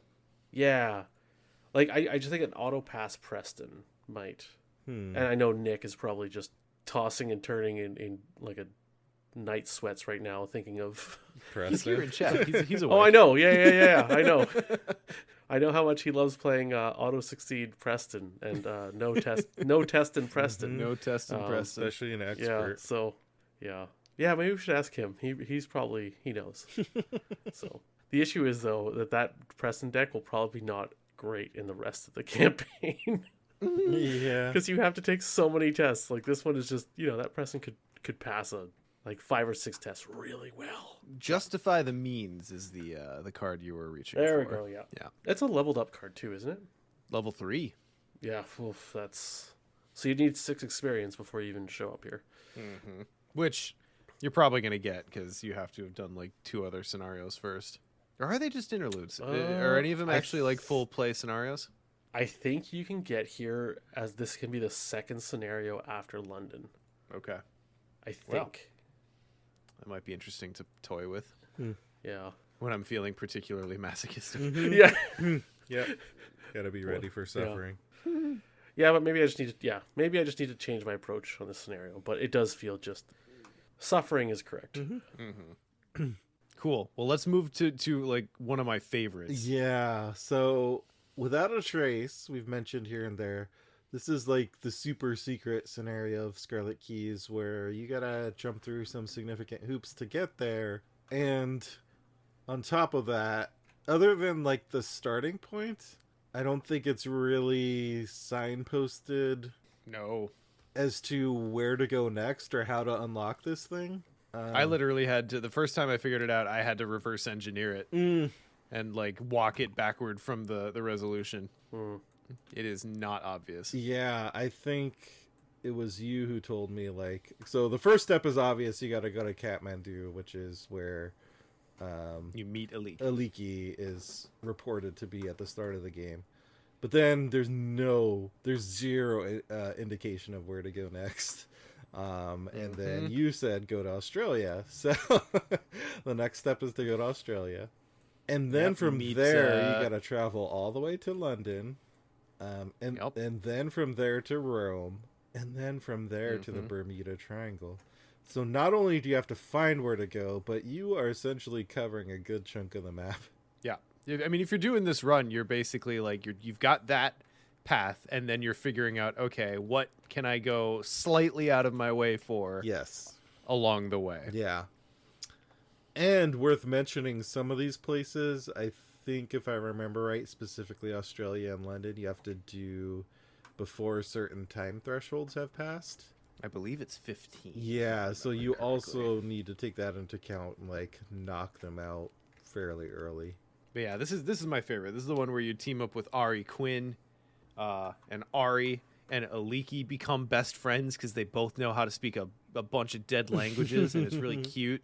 And then you go to the Outsider's realm via the Bermuda Triangle, which, you know, that's fun. Of course you do. Yeah. Uh-huh. And then when you're there, Aliki shows up, and she's got like a glowy sword, and her ability is really great. And you go visit the Outsider's realm. You like, what I love about this one is from a story perspective, it like tells you exactly what's going on. Like everything's being stolen from our dimension and being dumped into this like it's just like, yeah, I'm trying to remember the name of the planet in Ragnarok. Sakaar. It's like Sakaar. Basically, like all the black holes dump their shit here. And one red-gloved man is being held hostage. What? And you get to rescue him and actually meet him, and The actual red-gloved man. the real one, Yeah. not the man in the red gloves, the red-gloved man. Yeah, it's interesting that this is like the most revealing of all the scenarios in terms of, like you said, showing what's going on, like figuring out what is actually happening with the red gloved man, with the outsiders. Like you find out this whole disappearing act has been happening throughout all of human history potentially, which is super interesting. But There's this cool line where it's just like, we're just what's left. yeah, right. It's like that's kind of like horrifying to think about. It is, and it's like so much cool stuff, but like you can conceivably, and it's very easy to conceive because I've done it many campaigns where you don't unlock the scenario, and you just live your life and get to the final scenario, and all of a sudden you're like, oh, the red glove man was an imposter, and all this other stuff was happening that you didn't know of. I mean, the idea of like walking into this scenario by accident without intent is like, I'm sure someone's done it, but like it's very, very hard, I would imagine. I had to learn. Yeah, like you would either have to be very fortunate, or in most cases you're very intentionally devoting. Like I just recently did a Without a Trace run with Tony and Monterey Jack, and it was just devoted to, I'm finally going to do a Without a Trace run, and was able to do it successfully. But it's like you said, it's because you're just kind of, you're devoting that campaign to doing this. But I would argue it's worth it. This is my favorite aspect of this campaign, is working toward this, because it really lays out so much of what's happening. And then in later plays of this campaign, knowing what you learn through the story here, like, makes other things make more sense. Like this was my key to like really unlocking my love for the Scarlet Keys. And Aliki is a cool character who, like, if you don't unlock this scenario, you never really get to interact with much. But this idea, she just shows up and says nothing at the yeah, the like Congress. speaking only in dead languages, and kind of a very creepy character in some ways. But then being able to like fully unlock that story in this scenario is cool. And let's talk a little bit, because we're going to talk about it within the last scenario too. But like the mechanic here being concealed locations, honestly, one of my favorite applications of the concealed mechanic. It felt like a cool way to do I mean, okay, if we're talking about like scenarios in Scarlet Keys being kind of glow ups or retreads of or similar scenarios in the past, this is Forbidden Wilds. on a glow up. Mm. Like where you're like you start in one spot and you are like blowing up and discovering the map. And it configures itself in all these different random ways, and I don't know. I think it's pretty cool. Yeah, I do like that application of Concealed a lot. I will say the first time I played it, it was in Congress of the Keys and not this one. It brought up like the most rules questions for me and making sure I was doing it right. Yes. But I think Yes. I've kind of got the hang of it now. But at first I was like, I have no idea whether I'm actually playing this correctly or not. I'm so sad that Justin had to drop before we got here, because when he and I had our face check campaign through this, we set up. We didn't do Without a Trace, but we set up with Congress of the Keys, and we started playing, and then we're like, wait. And then we had to go back and reread the rules, and then we started playing again, and then we hit another like thing where we weren't sure. And we're like, all right, wait, and then had to go back and read the rules again. Like, I don't necessarily think it's like obtusely put or anything. It's just, I don't know. It took us a long time to wrap our brains around how exactly it works. Yeah. Yeah. Okay, so All right. Well, yeah, it's time bring for us the home, baby. Congress, Congress of the Keys. I personally think the intro to the scenarios, or it might even be an interlude, I can't remember, but where your fate is put up for a vote and the coterie members. Like, I love this moment. I think it's a cool kind of culmination of everything you've done in the campaign, in terms of which coterie members vote to kill you, basically, and which ones vote in your favor. Some of them will abstain or remain eerily silent, and it just kind of depends on the choices you made in the campaign. There could be some that you never even interacted with, and they will show up and vote for you or not. And there are a couple of ways this can play out. So one is that they vote against you. They can vote in your favor. There are a couple of other options that are possible, some of which I haven't even encountered myself yet. One is like, if you do Without a Trace, the real Red Glove Man will stand up and save you. Oh my god, that moment is so cool. I don't even want to talk about it in any more detail than that, because if you haven't done it yet, go do it. It's really cool. Agreed. And it's like another cool reward for doing Without a Trace. Yeah. So that's the path we're taking on our TNA run then? Fuck yeah, baby. Let's go. Okay, yeah. It's also possible to join the coterie and become a member.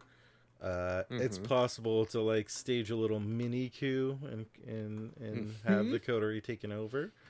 It's also possible that the outsiders like have infiltrated enough of the coterie that they kind of take it down. Yeah. Anyone who remains eerily silent, you'll note, are the ones who have been replaced by outsiders. Yep. That's what that means. So those are the different like ways that can play out. And then depending on that, you get like 3 different versions of this final scenario. Either if you lost the vote, or if you won the vote, or like the coterie was taken over, or you joined it. And then version 3 is if it's kind of like outsiders attacking the coterie, and that's if they infiltrated or if the Red Glove Man has been rescued. It's pretty wild. And one thing I really like about this is not only, as you said, it's kind of the culmination of all the story choices and results that you've got up to this point, but then based on what happens there when the vote is done, you likely will have one or more coterie members as ally assets for the remainder of the scenario. And the amount of variation with how many you can get and who you can get and what they do, I love it. I love it. It's like in a video game where you get like a special, I don't know, it's like when Rex joins the party in Mass Effect 3 and you're like, oh my god, we get Rex for a mission, it's Rex! Same vibes. Yeah, for sure. Especially if you do Without a Trace and you get the special ending, you get like almost all of them. It's fantastic. Yeah. It makes the last scenario so much easier. Or less hard, I guess. Yeah. It's interesting because like there are a variable amount of scenarios you can do in Scarlet Keys in different ways it can play out. But like It's totally conceivable you could just do a few scenarios and still have a decent chance at this final scenario. So it's not necessarily a straight line of like the more scenarios you do, the better you're going to do in this final scenario necessarily. No, it's more complicated for sure. Yeah, but I guess the main factors are like you mentioned, like how many people you get on your side can potentially be a big help. Well, and what's fun about it is like based on the character, different things will get them on your side. Mm-hmm. And I'm pretty sure that there are some. I think there are some that you can never get on your side. Is it no? Susan Young you can get on your side, but only if you like you took control of her and she is your thrall. Mm. Like I don't know, the variation in circumstances under which they vote the different ways to me is really cool to look at. Even if you don't go play this scenario again, just kind of go look at it from a story perspective. I don't know. Yeah. I keep saying that. Can you tell that I got really invested in the story by doing dissonant voices? Yeah. No, but yeah, it is one of those elements that's really cool, which does make me ultimately like this campaign a lot. It's just there's all these different ramifications. Like it's just this whole little mini game of interacting with these characters and figuring out who you want to get on your side, and which makes me excited for Hemlock Vale because it sounds like it's going to be kind of similar in terms of like dealing with a cast of characters and adjusting your relationships with those. I love those kind of mechanics, so I'm looking forward Hemlock to it. hype. Yep. But how did you all find this as a final? Because we've had some really backbreaking final scenarios of campaigns, like Black Throne, for an example. We've had some which feel a little bit more of a softball, like the Edge of the Earth finale. Is that the one I'm thinking of? That's not too difficult. Yes, Innsmouth was yeah, maybe it's Innsmouth you that I'm said thinking that. of. Yeah, that can tend to be a little bit easier. So where do you all find this one falling in that kind of spectrum? this one felt fair, I think is the best way to put it. Mm-hmm. Yeah, I honestly don't even know where I would put this one on the difficulty spectrum. So much of it, like I said, depends on how many of the coterie members you get, because their abilities put together can like really make a difference in this scenario. How quickly and lucky you are at navigating the map to get to the final boss matters, and then how kind of quickly you're able to deal with the concealed mechanic of the mimetic nemesis is kind of a thing. I've had a couple of plays where it comes down to the last turn, and I've had a couple where I got lucky and it was a lot easier than that. But yeah, I'd say middle of the pack for me. Yeah, I think it feels pretty balanced. I would agree with that. It doesn't feel unfair, which is good, but it doesn't like you may get some walks which are like cakewalks, but I don't think that's the norm. It feels pretty balanced. Yeah. At no point does it feel, I think, like unfairly insurmountable. Agree. Until you're buried in concealed cards and you're like, fuck, Yeah, I just want to put damage on the nemesis. Yeah. That's all I want. Just let me do He's damage. a slippery asshole sometimes. But yeah, no, I mean, I think by the time you roll around to this one, it's a really cool end to the story, and like the mimetic nemesis is a cool culmination of both what's happening in the story and like, oh, this is a boss with concealed cards again, but like in a way that makes him a little bit more hard to stick damage on. I don't know. I like it. Congress is a good scenario. Yeah. I'm a fan. Yeah. Before we kind of talk about or wrap up the campaign as a whole, there were a couple of like non-scenario unlocks that I think we've briefly mentioned, but like there's the Bale engine key, which you can get. It's not part of any scenario. It's heading to Nairobi is kind of the initiation of that particular quest line, and you have to have a certain amount of coterie members on your side, and then you can get the Bale engine. So I actually have never done this one. Same. But it adds like ammo and charges and secrets is the power of that key. Yeah, it's good for decks that really struggle for extra uses. I feel really bad about this one because this I when I did dissonant voices for the Tuel Masai entries. Mm-hmm. I didn't properly look up the pronunciation. So on Oh. one of them, I'm pretty sure I say like Tuwili the entire time when it's Tuwil. So if there's anyone out there who is cringing at my my dissonant voices entries on that one, I'm so sorry.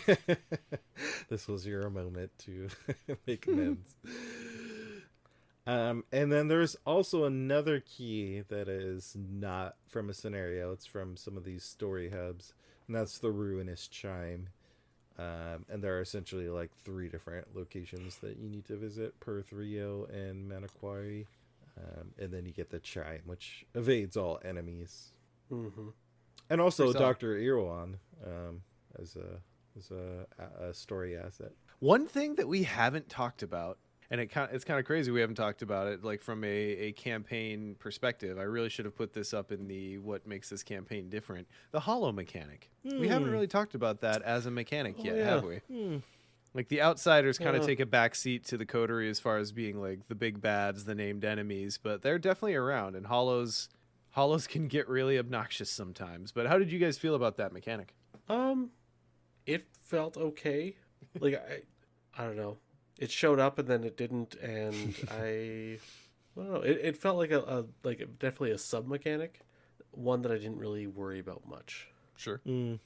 Hollows often felt for me like it wasn't a problem until it was. Like because oftentimes when stuff gets put aside as a hollow, I'm like, well, it could be worse. Like it could have done something worse. Like that could have just been a card that I never drew from my deck. Or they got discarded, and so, like, whatever, I don't get access to it, fine.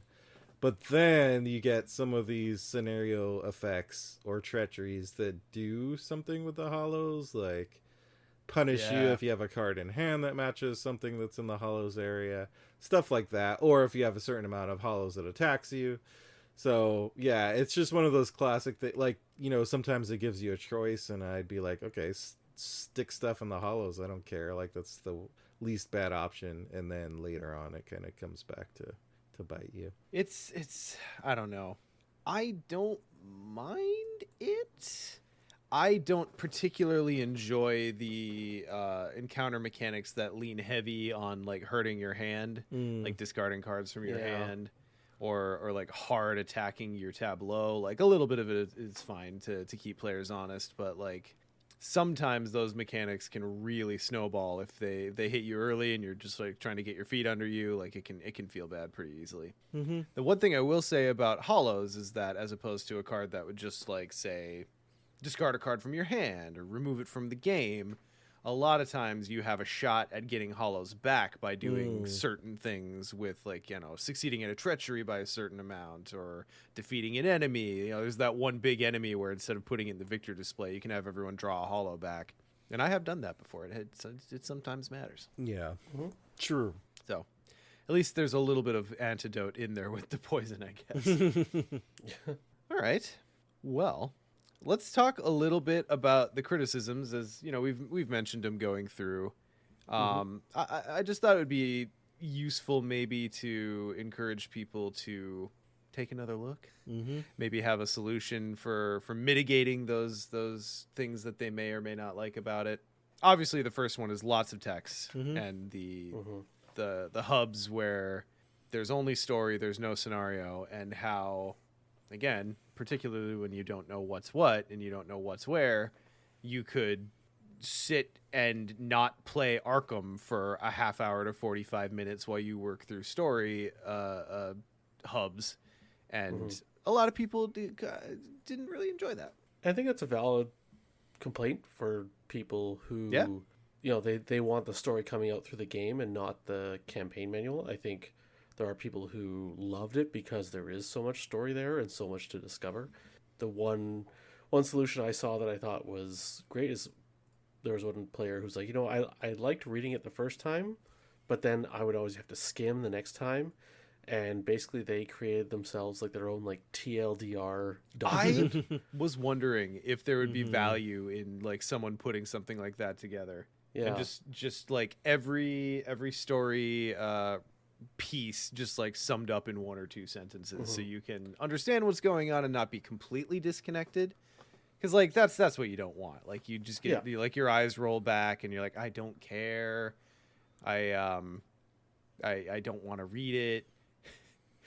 Not to out him, but Nick was a little bit that way when we played through this the last time. I'm like sitting here trying to sell him on it. He's like, yeah, I whatever. Just give me the TLDR and I want to get to actually playing the next scenario. Yeah. I'm like, okay, fine.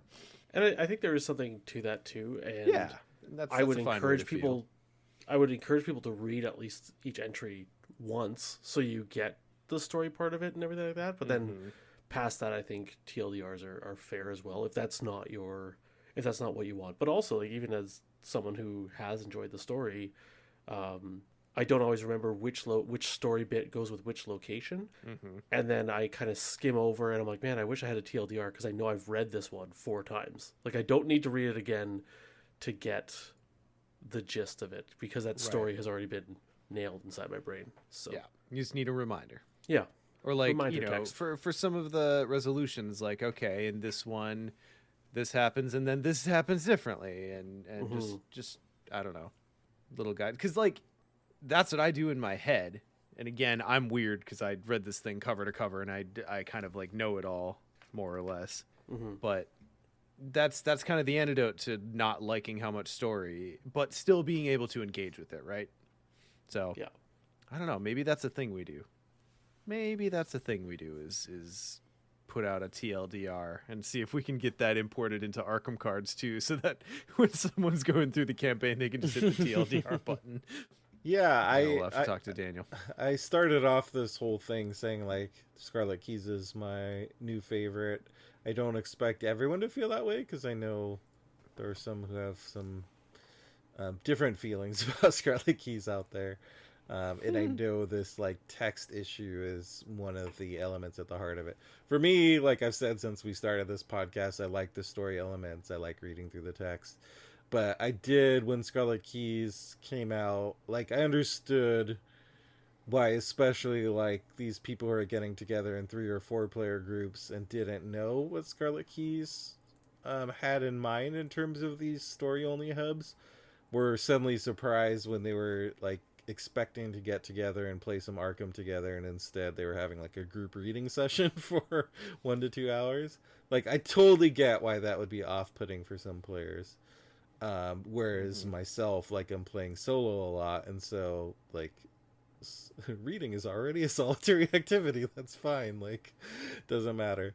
But one of the things I have found for myself is like kind of separating out the reading and gameplay elements. So like if I know that, let's say I'm going to play Scarlet Keys Arkham tonight, like I want to devote that time to actual playing a scenario because I don't have a ton of like time to just sit down on the table and play. So like if I have time during the day, I might like read through some of those like story hub entries and kind of I have my route planned out. So I'll do some of the reading like when I have reading time. But then when it comes to like actual play time, then I know like I've already done that prep work and now it's just time to play. That's kind of how I've approached it sometimes. Makes sense to me. And it goes back to kind of what I said at the beginning in a lot of ways, that TSK just kind of requires that you really get your arms around it before you can smooth out the edges that maybe upset you more than the others do. All right, well, as mentioned then throughout this discussion, some scenarios just are a little bit brutal. And you know, I jokingly one could say they cause various shades of suffering. Various. They're all gray. Yeah, and I jokingly put get good as a potential solution here, but like in reality, again, it just falls back to kind of getting to know it and getting to know what to do. We've mentioned some of those scenarios possibly would be better to do earlier on. Maybe not Shades of Suffering as scenario 2, but you know, don't save it to the end because then it's going to be like really nasty. As we've mentioned, the metagame for this one is really tight, so I think walking into this campaign knowing that my decks really have to be on top of enemies, and it benefits me to like have good concealed economy, you know, whatever that looks like for your investigator or your team, just build with that in mind, and you're gonna have a better time. Mm-hmm. Anything else you guys would add to just like general remedy to getting your face smashed in those scenarios? I mean, Bring ice. one thing I'll say is like this is one of the few scenarios where few campaigns where you get to choose which scenarios you want to play. So like it sounds kind of funny to say that, maybe that's like too simple a solution, but if there are certain scenarios that you just don't enjoy playing because they're too difficult, like you can just not play them. And I know it's like the feeling of like this is content, and so I don't want to skip content, but that's an option. Like you can focus on the scenarios in the campaign that you do like playing, because this is a campaign where you actually get to do that. And then the other is like it's just this is another solution which is not strictly within the realm of the rules, but I've suggested this in the past for Arkham Horror, that I am an avid rule follower, but I've learned to bend the rules to increase my enjoyment, and one is replaying scenarios. Like if you truly want to get good at a scenario, my suggestion is keep replaying the scenario and don't just wait to like the way to get good at most things in life is to get reps in. And if you have to replay an entire campaign just to get back to a scenario, you're not going to get as many reps in as a campaign. Like if you want to just take the results of the first time you played it so you can be a good rule follower, that's fine. But like if there's certain scenarios that you're struggling with, I highly suggest keep replaying that scenario and try different things and see what works better for you, and that's how you're truly going to get good at those scenarios. Yep.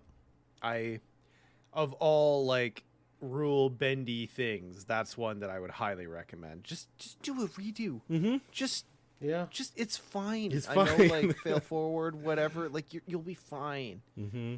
I don't know who I'm talking down here, but I hope it worked.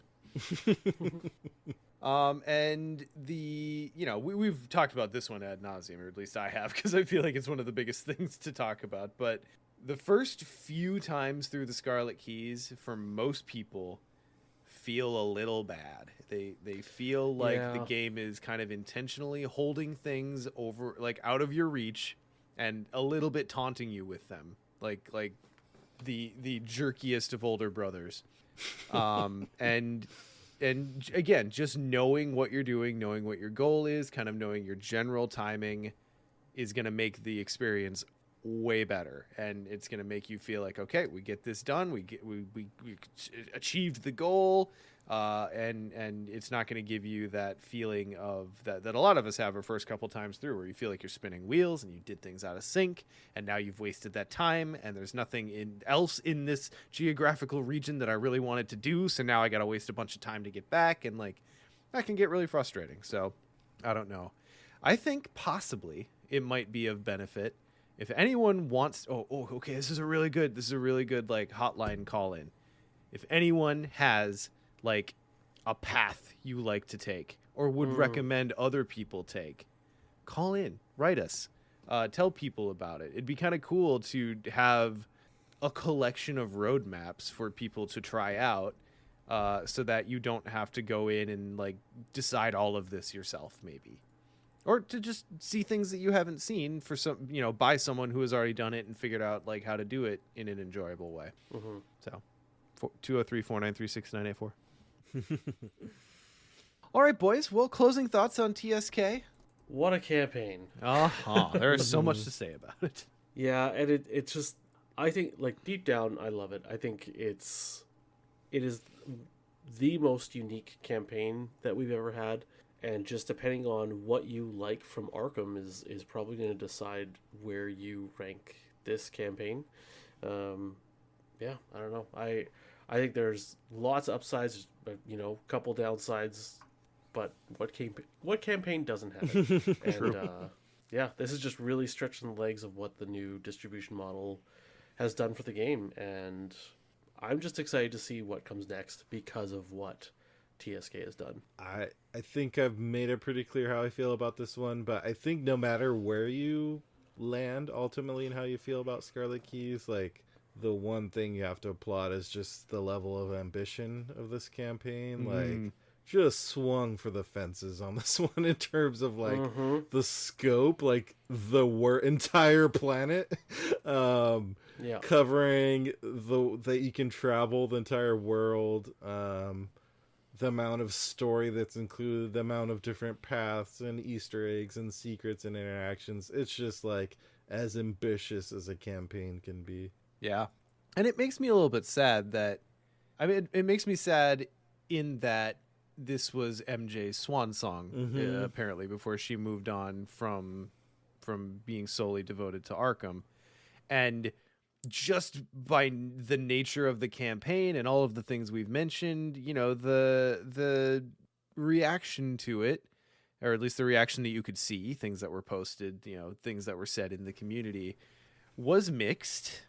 And a lot of it was really angry, and some of it was pretty grumpy. And I'm definitely in that category. I'm talking about myself here as much as anyone else.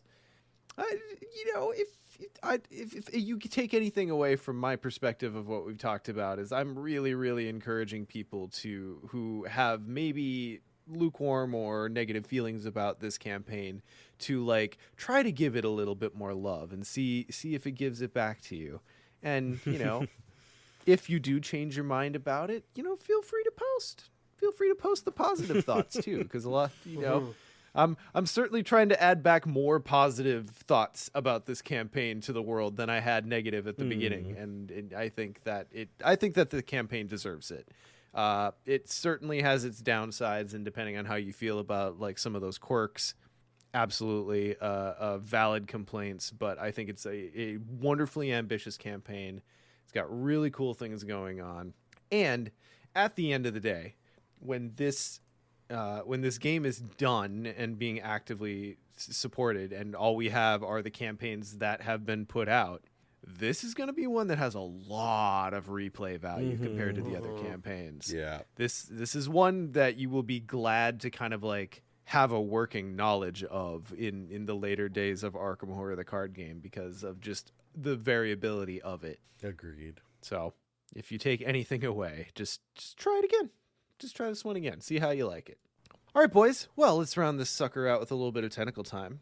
Ian, what's been grabbing you? I'll keep it pretty brief because I know we've been going along. One of the new games I've been playing is called Stellaris Nexus. So Stellaris is a game that's been out quite a while. It's like a 4X space game. But Stellaris Nexus is kind of an offshoot. It's kind of a side game. I think because it has the Stellaris name, a lot of people are expecting it to be like the same game, but just a little bit different. But it's actually like its own whole new game.